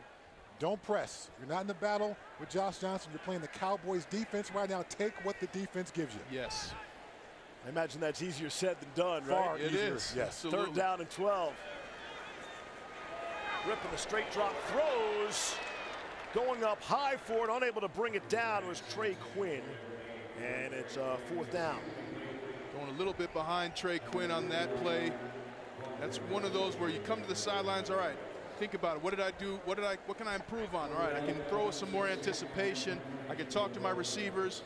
But no matter what, Brett Rippon just has to calm down, be himself. It's always fun to get on the field for the first time, Chad, when you're in the preseason. It's hard to calm down and kind of throttle back to find that groove. It's difficult because you are pressing. Everyone else has had game action. You're kind of coming out of halftime trying to get yourself going, and you speed your way through it. You speed your way through your footwork, you speed your way through your progressions, and you end up either behind or in front of receivers like we saw in that last drive. That punter battle. Broncos only punted twice in the first half. Sam Martin, a 52-yarder. Corliss Waitman at a 34-yarder. That last one is a 48-yarder by Martin. That battle continues. The answer to tonight's trivia question, sponsored by Colorado Lottery. Play on. This was the question. Cowboy first-round pick in the 65 draft. The answer, Craig Morton. 1977, he won the award, led the Broncos to their very first Super Bowl appearance. Morton played 6 years for the Broncos, and in 1988 was inducted into the Broncos Ring of Fame. My question of the night would be, who can eat 6 chicken wings faster in a commercial break than Brian Harris. Man, that was impressive work right there. I have a unique set of skills that I have obtained over a period of time. Very good. Taken 1, 2, 3, 4, 5, and 6. I will find the food. I will eat the food. I will enjoy the food. That was quite impressive. Yeah. That was not an impressive play by Nick Benito there. Got a little overwhelmed in the run game. Tried to spin back inside, allow the runner to get outside. Again, young edge guy. Pass rush skill is certainly there. We've seen some flashes of that tonight. Needs to learn how to play the run on a professional level. This is the best starting position for the Dallas Cowboys. Cooper Rush has been in there the whole way. Rolling to his right and throwing on the run. Able to complete there to the tight end, Jeremy Sprinkle. Right there, clearly the Cowboys went into halftime and made some adjustments, try and get things moving, try and cross the 50 for just the 66th time of the night. Little play action pass. Favorite play for Lyman, by the way, fellas. A little boot, fake 19 right. Oh yeah, we don't have to block anybody, just run. Fresh set it down, sat at midfield. Here come the Cowboys trying to get something going. Champlin, the running back, the rookie out of Harvard, goes just 5'9", but packs a punch with 194 pounds. 3 plays in a row the Cowboys have directed at Nick Benito. He comes out the game now. Jonathan Kongbo is coming in for him. The ability to understand what offenses are doing to, he still heads clearly spinning a little bit out there, not fully aware of what the offense is asking him to do. That was a great point too that you said, hey, you got to play the run differently. You can't jump in there. Those plays aren't there in the NFL. Rush throwing on the run. Peyton Hendershot, his first catch. Cowboys rifling through a bunch of tight ends themselves, just like the Broncos here tonight. Here's another look here at the play. Another boot. They got a first down last time they did it. Excellent tackle by Justin Strnad, making it 3rd and short. This is a situation, Chad. 3rd and 1. Yes, it's the 3rd quarter, but this play matters very much. Gonna pass out of it. Rush throwing and hits Champlin, and I think they're gonna mark him just short.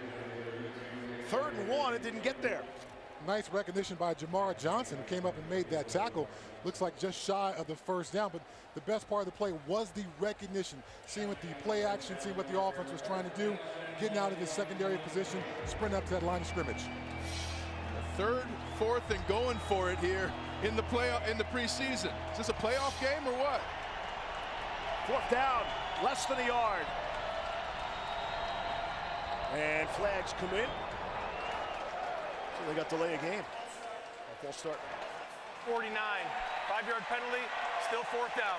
I'm telling you, Denver has some of the best fans in the NFL. That noise on 3rd down is something each fan takes pride in. It made a difference right there for the Broncos. You can see the rain is falling here. Adam Powerfield at Mile High. Concerned about Rod's well-being. How about you guys? Yes.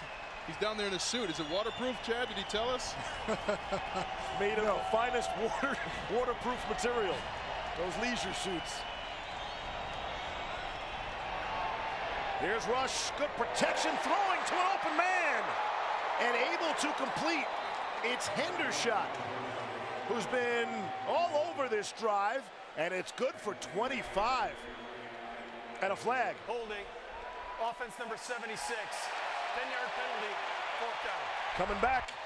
That is tough. You're the lineman. You go down, you celebrate, you're happy, and they say your number. You're like, what? Me? It couldn't be. Yes, you. Absolutely. Nice Avion Collins. Another penalty on that offensive line for the Cowboys. We get to see. There's 76 there. Yeah, Jonathan Kongbo clearly grabbed the outside of that jersey there. Kongbo was trying to use some hand violence to get off of that block, accentuated the hold that 76 had on him. So the Cowboys, who were really moving to midfield, that drive sizzles out. A couple of more penalties for Dallas. Puts them in a punting situation. If you're Brett Rippon with this rain coming down, you got a chance to be a quarterback here for the Broncos. You're thinking, really? The guy I'm competing against, 2 tutties, and now I got to go throw in the rain? Beauty of a punt by Anger. Caden Davis will let it bounce, and it will be down at the 1-yard line. What a punt for Anger. It's perfect. 54 yards. Pins the Broncos down at the 1. A little bit. Yeah. Temperature's been in the mid-90s all week. That joint practice, that was hot on Thursday. Whew. And feisty, too, I might add. Oh, yeah. A couple of skirmishes, but only the Bronco defense, not the Bronco offense. And if you had to pick a side of the ball, yes, that's who you want fighting is the defense, Absolutely. Right? So the Broncos are indeed pinned back inside the 1. Stevie Scott III is checked in, but Rippon is thrown out of the end zone, and it is caught. Big play coming out of the break. Jalen Virgil, they love his speed, able to rip off a big one for 42, and what a ball by Rippon out of the end zone. Perfect throw from the end zone. He even gets his arm hit as he lets it go. Excellent vision by Jalen Virgil. And coaches love what Jalen Virgil has done. They say he has some of the best speed on the team. For both players, that's a huge play. Excellent protection by the offensive line. Coach Hackett specifically talked about Jalen Virgil. We're going to try to get him some deep balls, at least 2 or 3 opportunities during this game. From their own 43. Flags come in off the play action. Rippon takes a big shot as he released. And the catch becomes secondary by Travis Fulgham. What a shot Rippon took there. And check the marker. Good thing, though, Rippon gets up right away. Anytime you get knocked down, get up as quick as possible, no matter how bad it hurts. These are the rules.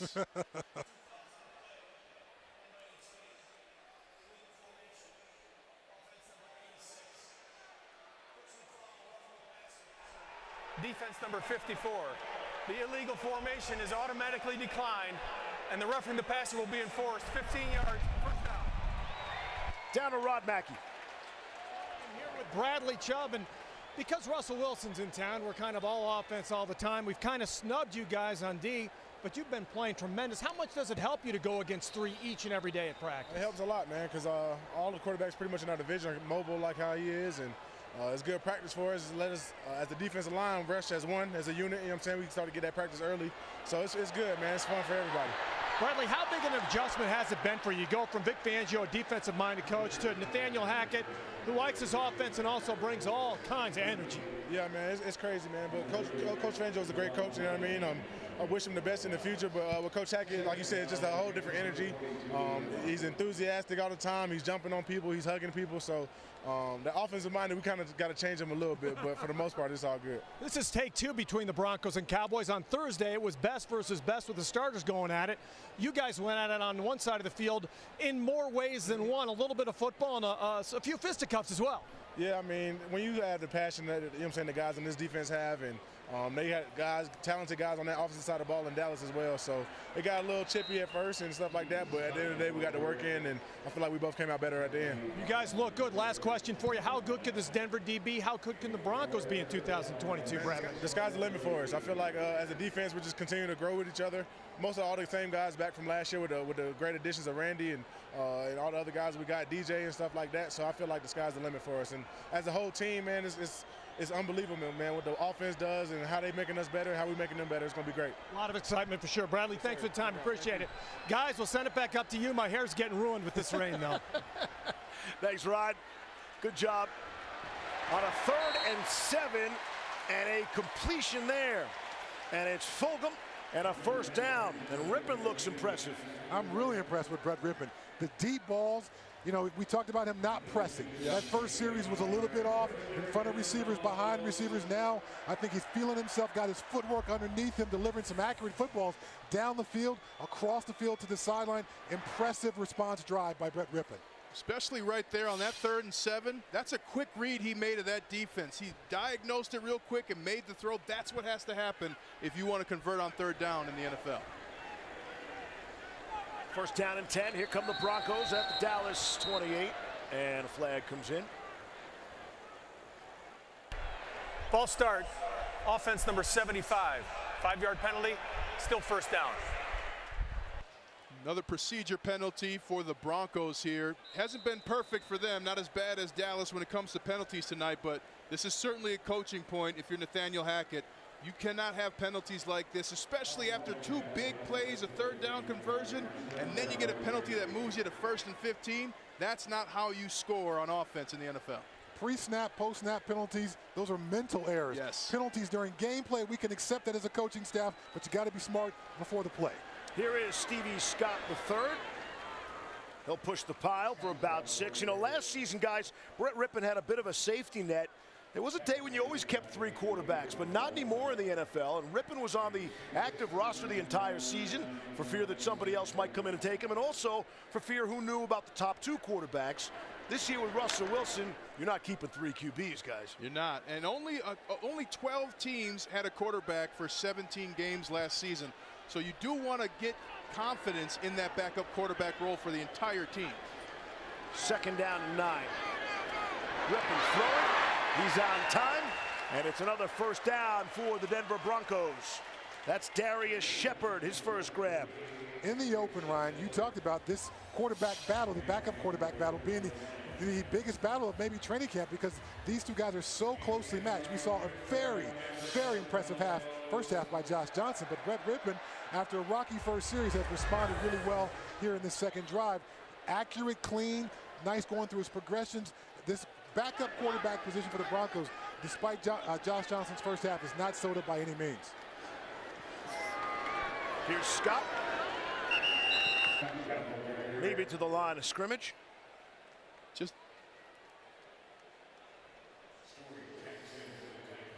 Look at the run-pass balance. Not a lot of balance to it. Heavy passing game tonight. You think they're trying to see what quarterback is their guy, right? That tells you that in those numbers. But, I mean, that's also a concern. The rushing haven't been big breakout runs yet. And with the West Coast offense, the offense we won a Super Bowl with here in 2015, you have to run the ball early and often. That has to be a weapon that you can go to at any point. That just hasn't been there yet tonight. Rippon throwing and completing. It's Hardy out of the backfield. He'll make a man miss. And he's inside the 5-yard line. Jaquan Hardy came over from the Cowboys, played 3 games with Dallas last season, scored a touchdown. 2nd-year player out of Tiffin University. Graham Glasgow is going to be the guy with the big block, turning back on number 50 for the Cowboys. Opened up about 10 yards of free space there to make it 1st and goal. That's the best sound in the huddle. 1st and goal, boys. Let's go. Gain of 13 on that last play. Hardy and Rippon talking over at the line of scrimmage. 1st and goal from the 4. 3 seconds to snap it. Rippon looking left the whole way, throwing and completing. And maybe a gain of 1 on the play. That's Shepard again. Shepard made a big splash his first practice with the Broncos, caught the longest pass of all the training camp. He has some familiarity with this system because some time in Green Bay, so he's already kind of up to speed, still in that back of the wide receiver room battle to make this final roster. 2nd down and goal. Shepard played 14 games with the Packers, 2019 and 2020 with Nathaniel Hackett. That's the familiarity you speak of. Inside of 4 minutes left in the quarter. Rippon throwing on the run, and that was just behind his intended target. Well, 2 things happened there. Looks like Stevie Scott III was the running back. But Brett Rippon's got to get that ball out way faster. That's going to be open right now. And it's just that split second behind. The receiver, Scott III, has to make that catch right through his hands. But it helps if when he turns his head, he's expecting that football. Brett Rippon just has to dot him a little bit earlier. Those are those sequence plays, timing plays that you need some reps at if you're going to be successful. But that's a huge miss right there for the Broncos. 3rd and goal. And again, Scott and Hardy have been here for what, 3 or 4 days? Yes. Rippon under pressure throws and nearly picked at the goal line. It'll just go as an incomplete pass. Devin Harper nearly the interception, and it's 4th and goal now. Brett Rippon has to have that quarterback clock in his head. There's an unblocked guy coming. You hold the football, you tap, tap, tap. You're going to get hit like he just did right there. And an opportunity for the Cowboys defense they were unable to seize. In that case, that was an MOBP that we actually like. Missed opportunity for a big play. Thank you, Dallas. 4th down and goal.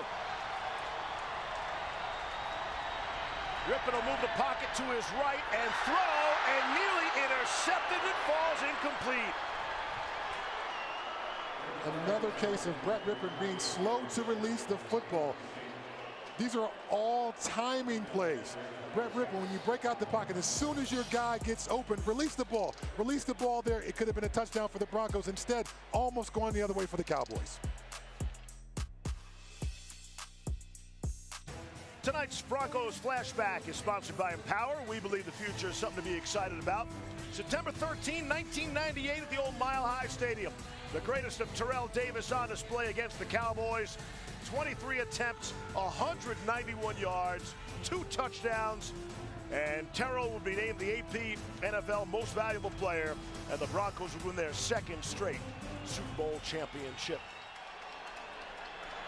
Cowboys take over from inside the 5, and it's a completion down the sideline.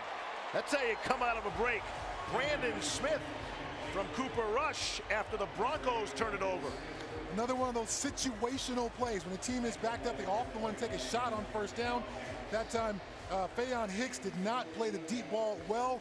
Big completion for the Dallas Cowboys. Again, situational football, knowing what teams like to go to in each of these given situations gives you such a great chance to defend that play. And now they go back to the running game. How about Mike McCarthy and Kellen Moore bringing Ben DiNucci in to come back to start the possession from your own goal line? He's kind of a spark plug. He's been a little bit in his career. Offense number 75. 10-yard penalty, 1st down. You can really tell, too, every opportunity he has to play, he's going to go for it. He's going for the one-on-one matchup. He's going to get a quick snap count. Sometimes that energy has an effect, a positive effect on the team. But, Coach, can I start at the 20 with a fresh set down? I got to start inside the 1. And DiNucci came out firing and able to buy himself some breathing room. That Broncos drive that stalls out, 12 plays, 96 yards, guys. All that good feeling about the Denver offense, and they can't get it across on a 4th and goal. And now see the defense can pick them up a little bit. Well, right now they are trying to pick on Faion Hicks, and I got the opportunity to call one of Hicks' games last year when he was at Wisconsin playing Notre Dame. We couldn't stop calling his name. He's an excellent player, can get his hands on the ball, and they really need him to step up, Chad. Well, the quarterback had the ball in the pocket, illegal contact, defense number 38. 5-yard penalty, automatic 1st down for Dallas. Bless Austin called for the illegal contact, but speaking of Faion Hicks, he got turned around on that route, beat on the deep ball, misplayed it in the air, and that last route turned around. Needs to get his eyes focused and rely on his keys a little bit better here to improve his play. Here's Malik Davis across midfield. Nice running by the rookie out of Florida, undrafted free agent. There, just Justin Strnad overplaying the ball a little bit, getting out of position, opening up the backside cut. Davis, credit to him for making the cut upfield, getting north and south. That's their biggest run of the game. They're using some tempo here, guys. They're, 3rd quarter preseason, but they're moving.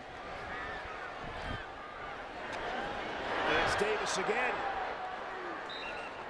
And most of the Cowboy runs have been in between the tackles. They haven't tried to go outside much. I think the edge guys for the Broncos have really been winning at the point of attack outside of a couple of mistakes by Nick Bonito, the 2nd-round rookie this year. Most of the Cowboys run game has most of its success in between those tackles, taking advantage of over pursuit from those inside linebackers. Inside of 2 minutes to play.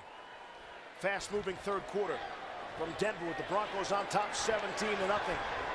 And it's a 1st down, and all of a sudden with DiNucci, and again on a drive that started about their own 1-yard line, some rhythm helped out by some Denver penalties. The Broncos had a 96-yard drive that resulted in no points. That's pretty rare to pull off in the NFL. The Cowboys are seeming like they're going to do the exact same thing. Hopefully it also ends for the Broncos' perspective with no points. Well, and they're going back to the same play. I always loved it as an offensive lineman. If you're running the ball and having success, coach, call it again. Give us another shot. Off the play action. DiNucci little sidearm and able to complete the Jeremy Sprinkle. And that's the Patrick Mahomes effect in the NFL. He was really kind of the first quarterback to use all these different arm slots to pull a baseball term over to football. That's got to be tough to defend, Chad. If you're looking at a quarterback, you're expecting that ball to come out high, and as you see on this play, it's going to come right underneath. The defender's hands are going to be over the top of it. You're taught as a pass rusher to match the quarterback's hand. Yeah, when he goes Patrick Mahomes and sidearms it, that's not part of your coaching. Champlin on the left side, trying to run away from people, and got around Sternad. And there's a flag down. Holding. Offense number 75. 10-yard penalty. Still second down. I don't think that's going to stop DiNucci. I mean, he has been firing, getting these guys in and out of the huddle. And I love, even on that sidearm throw, what he's doing is he's thinking it and doing it. One of the best coaches I ever had said, if you think it, do it. And by the time you're on the field in the NFL, that's the only option you have. So I love how DiNucci's playing fast. And even though they got this little setback with the penalty, they're moving the ball. 114 yards in penalties by Dallas. I know you expect some sloppiness and some penalties in the first preseason game, but not those kind of numbers. And for Champlin, nothing doing there. Swarming Broncos defense will lead to a loss and bring up a third down and very long. Jailbreak by the front seven for the Broncos defense. Had a team meeting in the Cowboys backfield.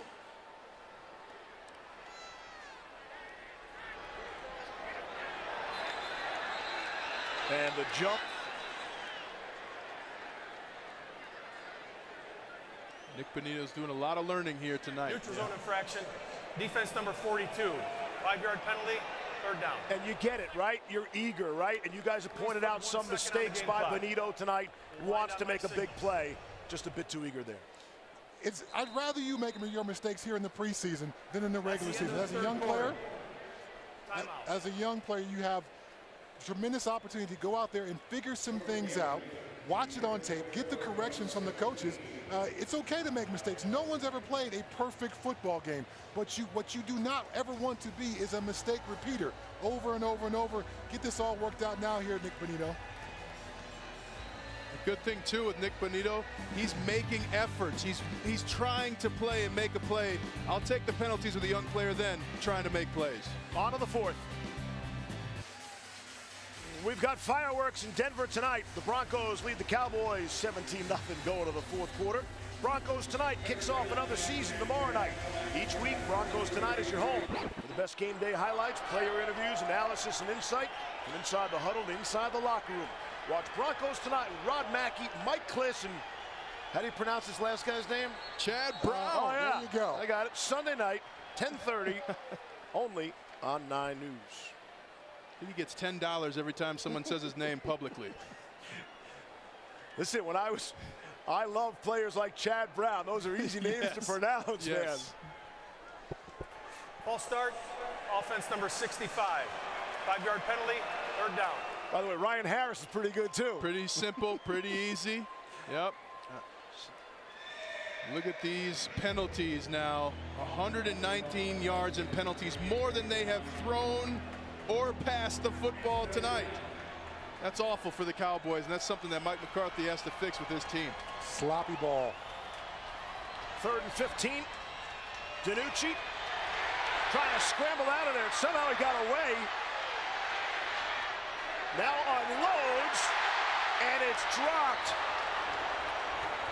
Nearly intercepted for the Broncos by Jamar Johnson. Heck of a play, though, by Jake Ferguson. He really became a defensive player. You'll see Ferguson come across your screen from the left to your right, and that is what is going to save an interception. Jake Ferguson for the Cowboys running into the defender for the Broncos. It's a scary moment when an offensive player becomes a defensive player. Jamar Johnson has to know you got to go out and high point that ball. You're not playing center field in baseball. You cannot allow that ball to come to you. You have to attack that football, get it at its highest point so you can prevent that offensive player from breaking up the pass. And Wazirike had the pressure to force DiNucci out, and the field goal attempt is no good. Broncos keep that goose egg on the Cowboys offense. Rain continues to fall here at Empower Field at Mile High. Broncos leading 17-0. My old broadcast partner, Brian Griese, now the quarterback's coach of the San Francisco 49ers. Watch this. Last night, Griese's aggressive. That's an aggressive celebration with Brock Purdy. I think Purdy lost a couple teeth, by the way. Root canal for sure, yeah. Good to see Griese fired up. And as I mentioned earlier, we can wish Brian good luck in San Francisco, maybe at least until week 3 when the Niners come here. That'll be a big game here in Denver. 17-0, Denver leads Broncos football. And it's Jaquan Hardy. Run for a couple as we open up quarter number 4. So what's left, guys? What do you want to see out of the Broncos in this fourth quarter, right? I mean, offense, defense, special teams. You know, for as far as first preseason games go, it's been pretty good tonight. Yeah, you want to see one breakout run, and you'd like to see Brett Rippon lead a scoring drive. Those would be 2 things that you want to see. And if you're Dallas, you got to stop these penalties. A reminder too, Dallas led last season the entire NFL in penalties, 124 penalties for over 1,100 yards. With the lack of health in the running back room, I'm going to say let Brett cook. Let Brett cook. We let Josh Johnson cook. Let Brett cook here in the second half. I'm sure Rippon's saying the same thing. Melvin Gordon and Javonte Williams, they'll be good to go when the games count. And, you know, they pretty much split the reps last season. People are expecting big things out of Williams if he will be the go-to guy this season. And he was fantastic Thursday against the Cowboys in practice. He's really been the best running back in training camp, the practices I've been to. He's a dynamic player. It's going to be fun to see what he can do, especially with that knowledge, Chad, from year 1 to year 2. That's a huge difference for a veteran. It is. You make your most improvement from year 1 to year 2 typically. Yeah. So for a guy who led the NCAA in broken tackles, then led NFL running backs in broken tackles his rookie year, I expect him to be that same kind of guy in year 2, but also more efficient, understanding some more of the nuance of the game. Good throw there, ripping to Virgil. Virgil had the big catch earlier as well. First down, Broncos. Now you're getting into a rhythm if you're the Broncos, and this is exactly what you need. The rain is letting up a little bit. The field conditions getting a little better. Time to put the pedal to the metal. Go get a score here before the quarter ends.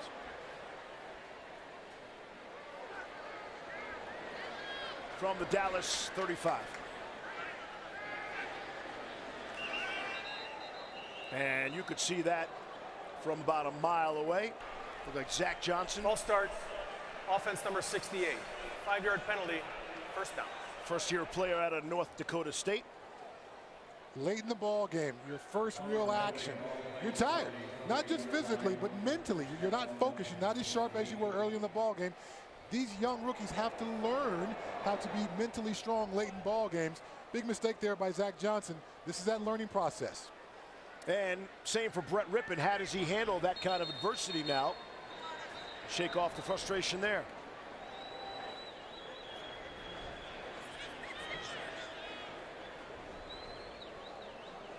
No conversation about it.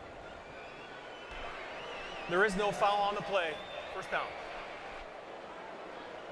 This first preseason game for the refs as well. Sometimes they like to get their on way through it too. Yeah, they like to get on TV too sometimes.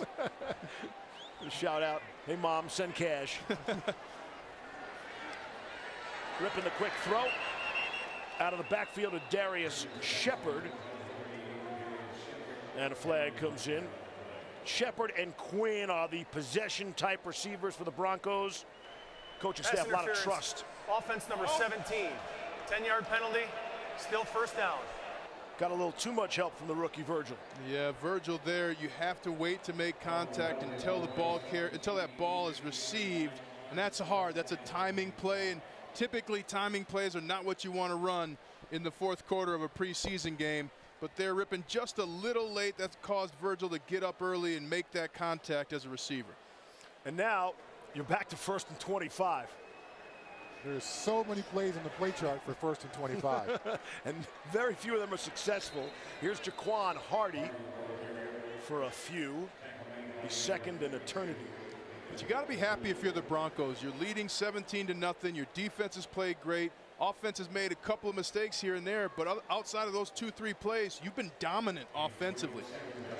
They're going to want to improve on that run game a little bit, but every team's saying that after the first preseason game. Have you been around the NFL and coaches? They're happy all the time? No, they're striving for perfection. This drive will be coached just as critically as the first drive of this ball game. They want to see these guys execute.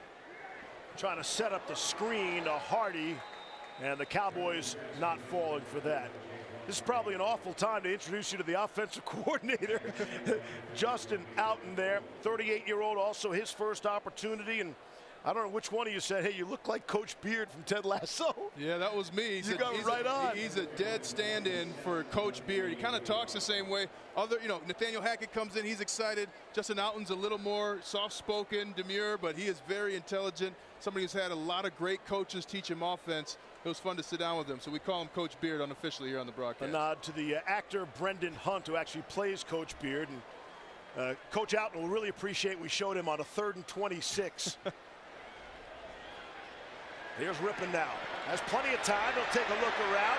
Now he's chased out of the pocket and throwing, and he was just throwing that one away. Got pressure from Mika Tafua, the rookie out of Utah for the Cowboys. Smart play by Rippon. No one was open down the field. You try to buy some time in the pocket. You recognize the oncoming pressure. You get rid of the ball. You live to fight another series. If there's nothing there, don't force something and give the opportunity for the Cowboys to get a turnover. Sometimes punting is a good play versus the alternative of a turnover and giving the momentum to your opponent. So Sam Martin's had a couple of punts, 52 and 49 yards. Here's Corliss Waitman, his second punting opportunity. His first punt was for 34 yards. And apparently this is a real battle. Martin's the incumbent. He's been the punter for the Broncos the last 3 seasons. Waitman pushing him a bit. And a fair catch. Signal for at the 10-yard line. And a flag is down way back at the 46-yard line. It's a 40-yard punt for now. And let's see.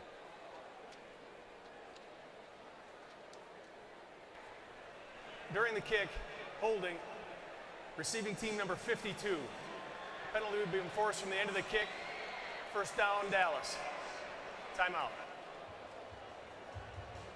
Makes that punt even look better. Cowboys push back. They'll start from their own 5. All Denver, 17-0 tonight. NFL season actually starts for real on September the 8th. Broncos fans, you know how patient they are. They'll have to wait a few extra days. Nobody will start later than the Broncos and the Seahawks on a Monday night, September the 12th, up in Seattle. What a way to open for the Broncos, too, right? With Russell Wilson going back to Seattle in the opener. And possibly facing Drew Lock. So how about that? The start for the Broncos season. I know everyone is expecting it to be an easy win for the Broncos, but there's a lot of motivation in Seattle to show that they got the right end of this trade. Let's see Noah Fant, former Bronco tight end. Let's go down to Rod. Thank you very much here with Cortland Sutton right now. And so far, you guys spectators, but you guys are playing your receivers from Kendall to Josh. You know, I mean, it's been great. Chad Johnson, fantastic out there. Oh yeah, the guys look really good, and not to any surprise, the guys been working their butts off, and we told them, to go out here and do what they've been doing in practice, go out there and make plays, have fun, and everything will take care of itself, and they've been doing that so far, and it's been fun to watch. We got a lot of exciting young guys on our team. The key to camp is to come out of it healthy. Unfortunately, obviously, that didn't happen with Tim Patrick going down in training camp.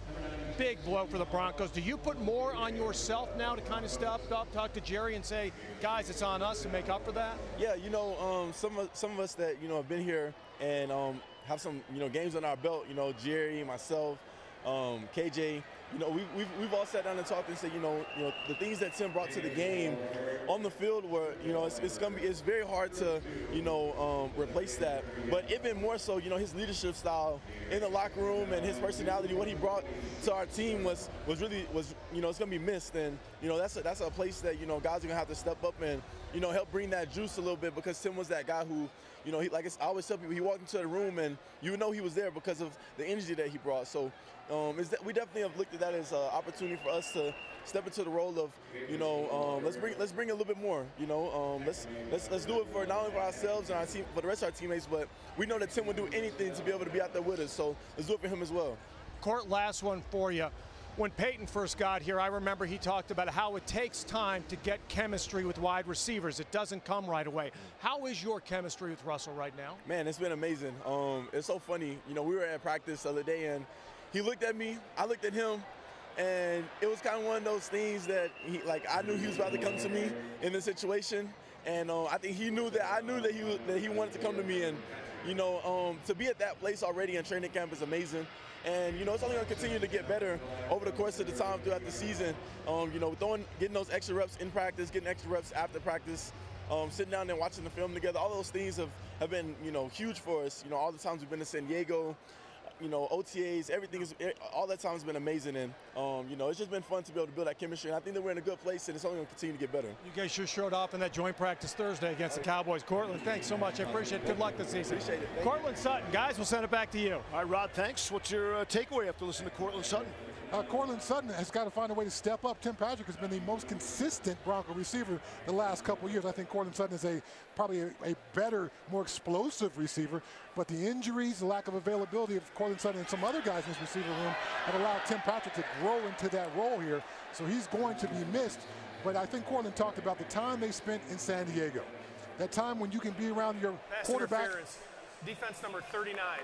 Ball is placed at the spot on the foul. First down, Dallas. Without any coaches around, that's a good thing because you can have those kind of conversations. You can get coached up by somebody, Russell Wilson, who's been there and seen it in so many different circumstances. So that time, I think, was valuable. So that communication that he was talking about, that unspoken communication, that was not just built in training camp. That was built in that time in San Diego. And they might have 200 to 300 more reps than any other quarterback-receiver combo in the NFL because of what Russell Wilson initiated himself. And we were talking to players, guys, and they told us, hey, we've been doing more than just practice. These young receivers even go out after practice, after lifts, do extra work. It's very hard to convince young players that extra work pays off, but that's the only thing that makes a difference in the NFL. Everybody has practice. Everybody has the same size of football. How hard are you willing to work? And Russell Wilson is leading these guys to a new place that they've never been in such a short amount of time. What about that 7 a.m. crew that Russ gets together with, too, every morning, the skill positions? And of all those things, guys, in San Diego, he even took his center, Lloyd Cushenberry. I thought that was cool, right? It's always a quarterback and fancy receivers. I get that. But take some of the big guys up front who are going to take care. I think Garrett Bowles got out to San Diego as well. As you look at the career of Russell Wilson, amazing. He'd never missed a game due to injury prior to last season. That's hard to believe. Still top 10 in the deep ball for yards last year in the NFL. A phenomenal leader, precise, and I don't think he fails an interview. He's winning every interview he's ever done. Even more amazing to me, he's not ever received a single MVP vote. I think that will change this year. It's unacceptable. He is one of the best quarterbacks in the NFL. And you know, Chad, you have to prove yourself every year in the NFL, so he has no problem with that. It's going to be fun for Broncos fans to watch. Some quarterbacks, great quarterbacks, can make throws that people don't even see. Russell Wilson is one of those quarterbacks. Chad, you spent a good time in Seattle. What's that going to be like on that opening Monday Night Football game when Russell goes back wearing orange crush of the Broncos? I know the Broncos have a tremendous fan base, and it gets loud here at Empower Field. But that noise at Lumen Field is just simply amazing. It is the loudest facility I've ever been on the field level. Communication defensively is virtually impossible. So they will have their work cut out for them, and they will certainly have to work on all kind of nonverbal communication so they can communicate despite the tremendous amount of noise on that field. I'm really just trying to help your talk show and the ratings for that, Chad. So you're saying that it's louder in Seattle than Denver? Is that what you're saying? I'm saying it's very loud in Seattle, and I love what this Broncos crowd brings. Got it. Yes, there we go. Yeah, don't call me during the week, okay? I'll see you in Buffalo. Flag on the play. 6.5 to play here in the fourth quarter. Offside. Defense number 43. That penalty is declined. The result of the play is a first down. Starting to see some hands on the hips from the Bronco defenders. Guys getting a little worn out there. I talked about it a few times during the broadcast. Coach Hackett's camp was pretty light. That joint practice against the Cowboys was only the 5th padded practice of all of training camp. So these guys, I think, are experiencing maybe some of those gaps in conditioning here late in this ball game. And that joint practice is why you're not seeing a lot of the starters for at least the Broncos. Hackett said they get better work in the joint practice. You get the best on best, ones on ones. And that's a better opportunity to get stuff done than here tonight. They said they had 50 plays against the #1 defense for the Cowboys. I mean, you talk about Trayvon Diggs, Micah Parsons. I mean, they've got some animals over there defensively. And then on the Broncos defense, they were shutting down the Cowboys. The only thing Coach Hackett told us is that they got them with some under routes defensively. But that's something where they got to go against Dak Prescott, who's one of the best quarterbacks in the NFL, Zeke Elliott as well. So that was some great work for the starters of the Broncos, work that gave both players and coaches confidence going into next week. Did you guys see that ball fake by DiNucci? Aaron Patrick has got to know you don't leave your feet as that edge guy. You put your hand up in there, you match the quarterback's hand, and you run directly at the quarterback. As soon as you leave your feet, you no longer can affect the play. DiNucci's able to do what he needs to do, pick up some yards after that. Yeah, Patrick's not going to enjoy that in the film room. No. First down and goal for the Cowboys. Trying to get on the scoreboard for the first time tonight. DiNucci from the gun, straight drop, throwing, and not even close. Looked like he wanted Dontario Drummond, and good coverage there by Faion Hicks. Hicks is an interesting player who showed some real signs. 7th-round draft pick out of Wisconsin. A little bit of pressure, too, on the right side by the Broncos defense, forcing DiNucci to throw that ball early. And this is a part of the game. You got some third stringers in there. Typically, reps go 10, 8, 5. So these guys haven't been on the field 10, 12 straight plays before until right now. 15th play of the drive upcoming. Cowboys start at their own 5, and another penalty marker comes in. Ball start, offense number 62. 5-yard penalty, 2nd down. One thing fans don't know, when you get in those long drives, especially as a lineman, defensive or offensive, you put your hand in the ground and the sweat just drips from your helmet right into your glove. You're sweating from your socks on up. It's a tough place to be, and then it becomes a battle of wills. Who is willing to pay attention and execute the details more? That's who wins this situation right here. And with 3 preseason games, there are a limited amount of opportunities for guys trying to make the back end of these rosters. Absolutely. So you gotta fight through all of that. And Turpin, who's been mostly a return man tonight for the Cowboys, could not hang on to that DiNucci pass. First cut for the season will be Tuesday. All teams will have to get down to 85 guys after having 90 guys during the beginning of training camp. So literally, some guys are out there playing for their careers right now. I did the math. On August the 30th, there will be 864 players sent packing, would-be NFL players, when the teams have to go from 80 to 53. We'll be right back. Here's Doug Marino. Our director is Brian Peters. Outstanding 9 News crew, the home of your Denver Broncos. Back for a 3rd down and goal from the 12. DiNucci throwing, end zone, it's caught. Touchdown for the Cowboys. Fehoko on the receiving end, and Dallas will not be shut out tonight. Tough play by Faion Hicks, just reacted slowly. That was the difference maker. Fehoko making a big play, giving the Cowboys something to cheer for the first time all night. Know your position on the field. For Faion Hicks, know you're in the end zone. There's no point to keep backing up. You can kind of establish that goal line as your line of demarcation where you don't want to get too far away from that. Then you allow Hicks to Fehoko to step in front of you there. Play the goal line, use it as your yard marker as far as giving up space. That's Brett Mahar on the extra point. They got a kicker battle going on for the Cowboys. Mahar is through there. Cowboys on the scoreboard. Denver by 10. Final 5 minutes. Back in Denver, Broncos about to get the football. It's all gone right for Denver tonight, maybe with the exception of the elbow injury to Jonas Griffith on the 2nd play of scrimmage, some 40 seconds into the game. Sure, he'll be reevaluated tomorrow. Delarian Turner-Yell also is being evaluated for concussion. Thank you for that.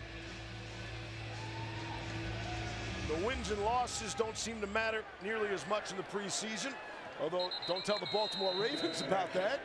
It's tough. I love what the Ravens do and how they approach it, because you got to learn how to win.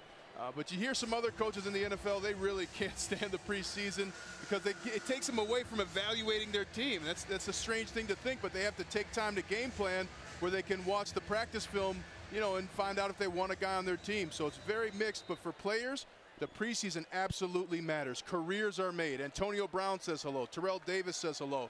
Careers are made in the preseason. Stevie Scott in the backfield. You'd like to break one, put out some good tape for not the Broncos and 31 other teams. And there is Scott. We talked about all the newbies, right? The first-year head coach and coordinators.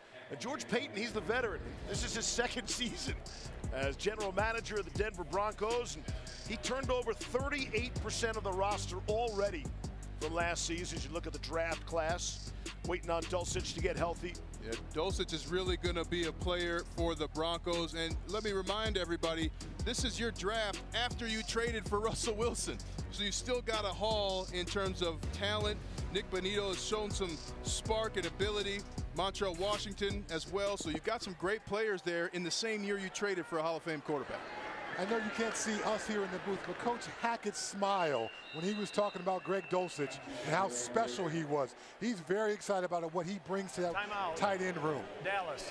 And the tight end is one of the biggest battles 30 seconds in length. That'll be waged for the next couple of weeks throughout the preseason.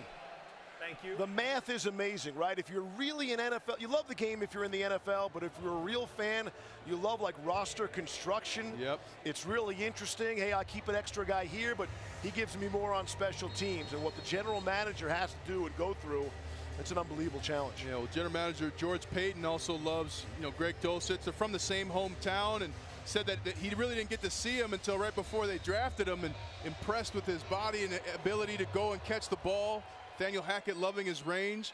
And just 2 years ago, Chad and I remember the Broncos had 6 tight ends go to IR, so that's a position that they want to keep solid for the Broncos this season. Rippon throwing on a 3rd and 3, and it is caught. Virgil, who has popped tonight as well, having a very nice preseason game. Fantastic catch for Virgil, and this comes down to Brett Rippon hitting his back foot in his drop and letting that ball go. You hesitate, you lose. There, Brett Rippon took that shot, and Virgil going up, catching it at its highest point, securing the ball to the chest. What here, Rippon, as soon as he hits that back foot, he's starting to move back up towards the line of scrimmage, makes the throw. Excellent protection on the offensive line. We've seen Brett hold the ball a few beats too long on a couple of plays. Tap that ball one too many times. That time, right on time with it. Tremendous throw by him. Rippon on the run. And can't hit his intended. Virgil's fast, but he couldn't get to this one. So next week, Saturday in Buffalo, afternoon game. Let me ask you guys this. So people all week are going to talk about Josh Johnson and the great first half he had, and then Rippon comes in. He's done some nice things. We don't know about Russell Wilson. A series or two maybe. Would you start Brett Rippon and give him the first opportunity then next week's game? You absolutely could, especially to give him a chance with the number 2 receivers to see if he can have the same kind of production Josh Johnson did. And Josh Johnson did exactly what you wanted him to do. So it's hard to penalize a guy for going out and having success when you wanted him to. And this is so important. I mean, the year we won Super Bowl 50, Brock Osweiler came in and went 5-2, tremendously helping us secure home field advantage for the playoffs, which led us to the Super Bowl. So this is a huge battle that makes a difference. Their second of the half will be a 30-second timeout. And it's worth saying with Josh Johnson, he called this quarterback room with him and Russell Wilson and Brett Rippon the best quarterback room he's ever been in. Now, again, that's good for anybody. But when a guy has played for 17 professional teams, he's been in a lot of quarterback rooms. He's been in more than half the league's quarterback rooms. And so that's quite a compliment to really all 3 guys. Well, Brett Rippon is thought of as a coach in that quarterback room despite his youth as a player. Last year, it talked about how much he helped Drew Lock when Drew Lock was the starter for the Denver Broncos. So Brett Rippon, I think, mature beyond his years from an X's and O's standpoint, still needs some polish as a player. But, yeah, he's not your average third-string quarterback in the quarterback room for the Broncos. 3rd down and 6. See what Rippon does here in his 4th National Football League season. Rippon will step in there and nearly intercepted. And it brings up a 4th down. Wanted Trey Quinn. Kyron Brown stepped in the way and broke it up for Dallas. And the footwork here on this replay, just a little off for Brett Rippon. He's kind of throwing with his toes together. Not a solid base that makes the ball go behind. And that's the issue right there for the Broncos on that play. But I can't believe it, guys. This is the 5th, 4th that I'm going for it in this preseason game. Brandon Staley thinking has invaded the whole NFL. Somebody please tell Brandon Staley to kick a field goal in the first half. Listen, McManus has won the job. They're good there. They want to see some other people, some other things. And let's see on 4th and 6. Taking a shot, why not? And just a little too far. Got it out beyond Jalen Virgil. I think Virgil slowed down, didn't think the ball was coming his way, and then tried to speed up. Can't do that in the NFL. That ball was excellent, just a laser from Brett Rippon right to left. Virgil has to continue that route. You got to run every route like you expect the football if you want to be successful in the NFL. Each team has turned it over on downs twice. Mentioned next Saturday, it's brunch with the Broncos. They take on the Buffalo Bills. Early kickoff, 11 a.m. Pre-game coverage starts 10:30. Special edition of Broncos Tonight, hosted by our very own Rod Mackey and Mike Kliss. And then after the game, the coverage continues. 9 News post-game special. We'll have live locker room interviews and analysis. It's the Broncos and the Bills next Saturday, starting at 10:30 a.m. right here on KTVD Channel 20. So you couldn't wait for next week to have your chicken wings in Buffalo, where they were the birthplace of chicken wings? Listen to me. I refuse to believe that Buffalo, New York invented the chicken wing. That is impossible. Why? There's not a single chicken that lives in Buffalo. It's too cold. How about the buffalo sauce? They invent that or If you not? want to say that, that's fine. Okay. But to say you invented the chicken wing in a place where no chicken could survive for 9 months of the year, come on, man. I'll take you to the Anchor Bar. We'll have some chicken wings. Western New York. 2.5 to play here in the 4th quarter. Pressure on that last play by Aaron Patrick. And Aaron Patrick is 4th on the depth chart in that Sam linebacker spot. That time allowed DiNucci to get outside the pocket. Get yourself a little bit further upfield. Some of these little technique tweaks these young guys need to learn here. Broncos bring some pressure. DiNucci feels it, gets out of it. And excellent closing speed. Really good defensive play there. J.R. Reed came fast and made sure to break it up. There is a flag on the play.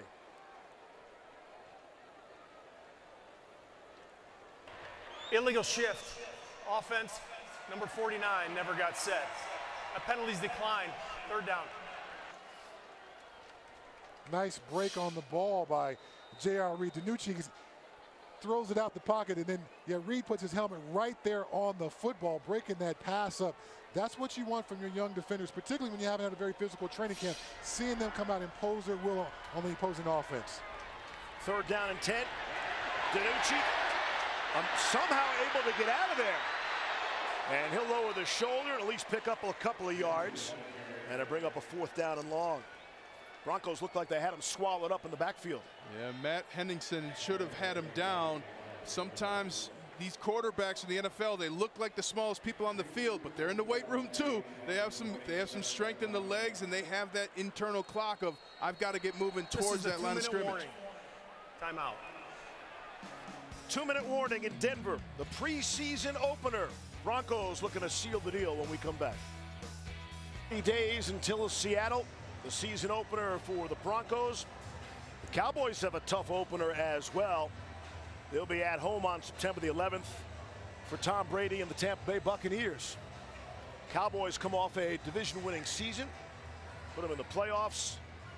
Something the Broncos haven't seen since that Super Bowl 50 that you were part of, Raya. But Russell Wilson is here.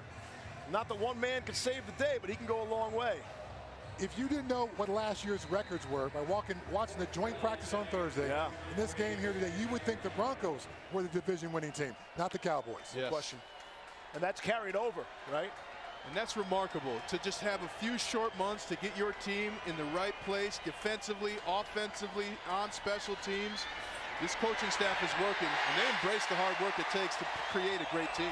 There's the pressure, and it's Matt Henningsen and Jonathan Kongbo able to get down Ben DiNucci on 4th down, and they will turn it over on downs. You know, we mentioned what a significant week this was in Broncos history with the ownership change, the Walton Penner family ownership group. First of all, we can't agree on anything, and they were unanimously approved by the NFL. But guys, what I was taken with the new ownership group, every single one of the 6 that you heard from, they always go back to mentioning Mr. B, say something tonight about the Hall of Fame owner, the model owner, Pat Bowlen was, and they also mentioned Joe Ellis. And I really appreciated that from the new ownership, a nod, a tip of the cap to what's gone on here in the past in Denver. And Roger Goodell giving a tip of the cap to Joe Ellis too, saying he, such a steward of this organization through a tough time. Really something the NFL hadn't seen in its history in terms of an ownership situation, being in a trust. And then the Walton family coming in and bringing in Greg Penner and Kerry Walton Penner. These are people who really, they said they've waited just to be owners of the Broncos. And then you add Melody Hobson, phenomenal businesswoman, Condoleezza Rice, Secretary of State. Guys, I'm excited about this one too. Sir Lewis Hamilton, I'm watching that show on Netflix, Formula One. This is awesome. I mean, he's one of the all-time winningest Formula One drivers, over 100 victories in Formula One, and the Waltons wanted him to be a part of this team so that they can continue to draw on his championship experience. Hey, no one can argue. It is a star-studded, diverse ownership group. And Justin Simmons even said these guys, all these people have been champions in whatever their field is, and now they all bring them together collectively to own the Broncos now. Ownership, people always wonder, can ownership make a difference on the field? It does. As a Pittsburgh Steeler, the fact that the Rooney family was there in the building every single day, you knew what the standards was. That made us better on the field. As a New England Patriot, Mr. Kraft is in that 7:45 team meeting every single morning. That makes a difference. When the cat's away, the mice will play. There's not much playing in New England and Pittsburgh when the Rooneys and Mr. Kraft are in the building. Trying to keep that tradition going here in Denver now as Broncos will take a knee, and that'll do it. Final 20 seconds or so. We'll tick off the clock, and I know it's just a preseason game, but Nathaniel Hackett and his staff, they'll certainly appreciate winning this football game. And the fans got to see deep touchdown passes. When was the last time they got to see that? So a lot of things to be excited about if you're Broncos fans. And just the beginning. These coaches and players are going to continue to work to improve. Nathaniel Hackett was very clear with us in our meetings that they were going to continue to improve. There was a lot of work to do, but they had an opportunity to win, and they did it tonight. They got this win tonight with excellent play by 2 quarterbacks, Brett Rippon and Josh Johnson. The defense was opportunistic. They played far better than I would expect them to with the limited amount of pads during practice. So a tremendous first game for Nathaniel Hackett and his staff, and these Bronco players really well put together. Now, you did it once. Let's do it again. Let's repeat this. Yes. And again, as Coach Hackett said, the preseason, right? If you win, it doesn't count. But if you lose, you're really angry about it. So I guess if you got to strap it up, you got to play a game, might as well win it. Absolutely.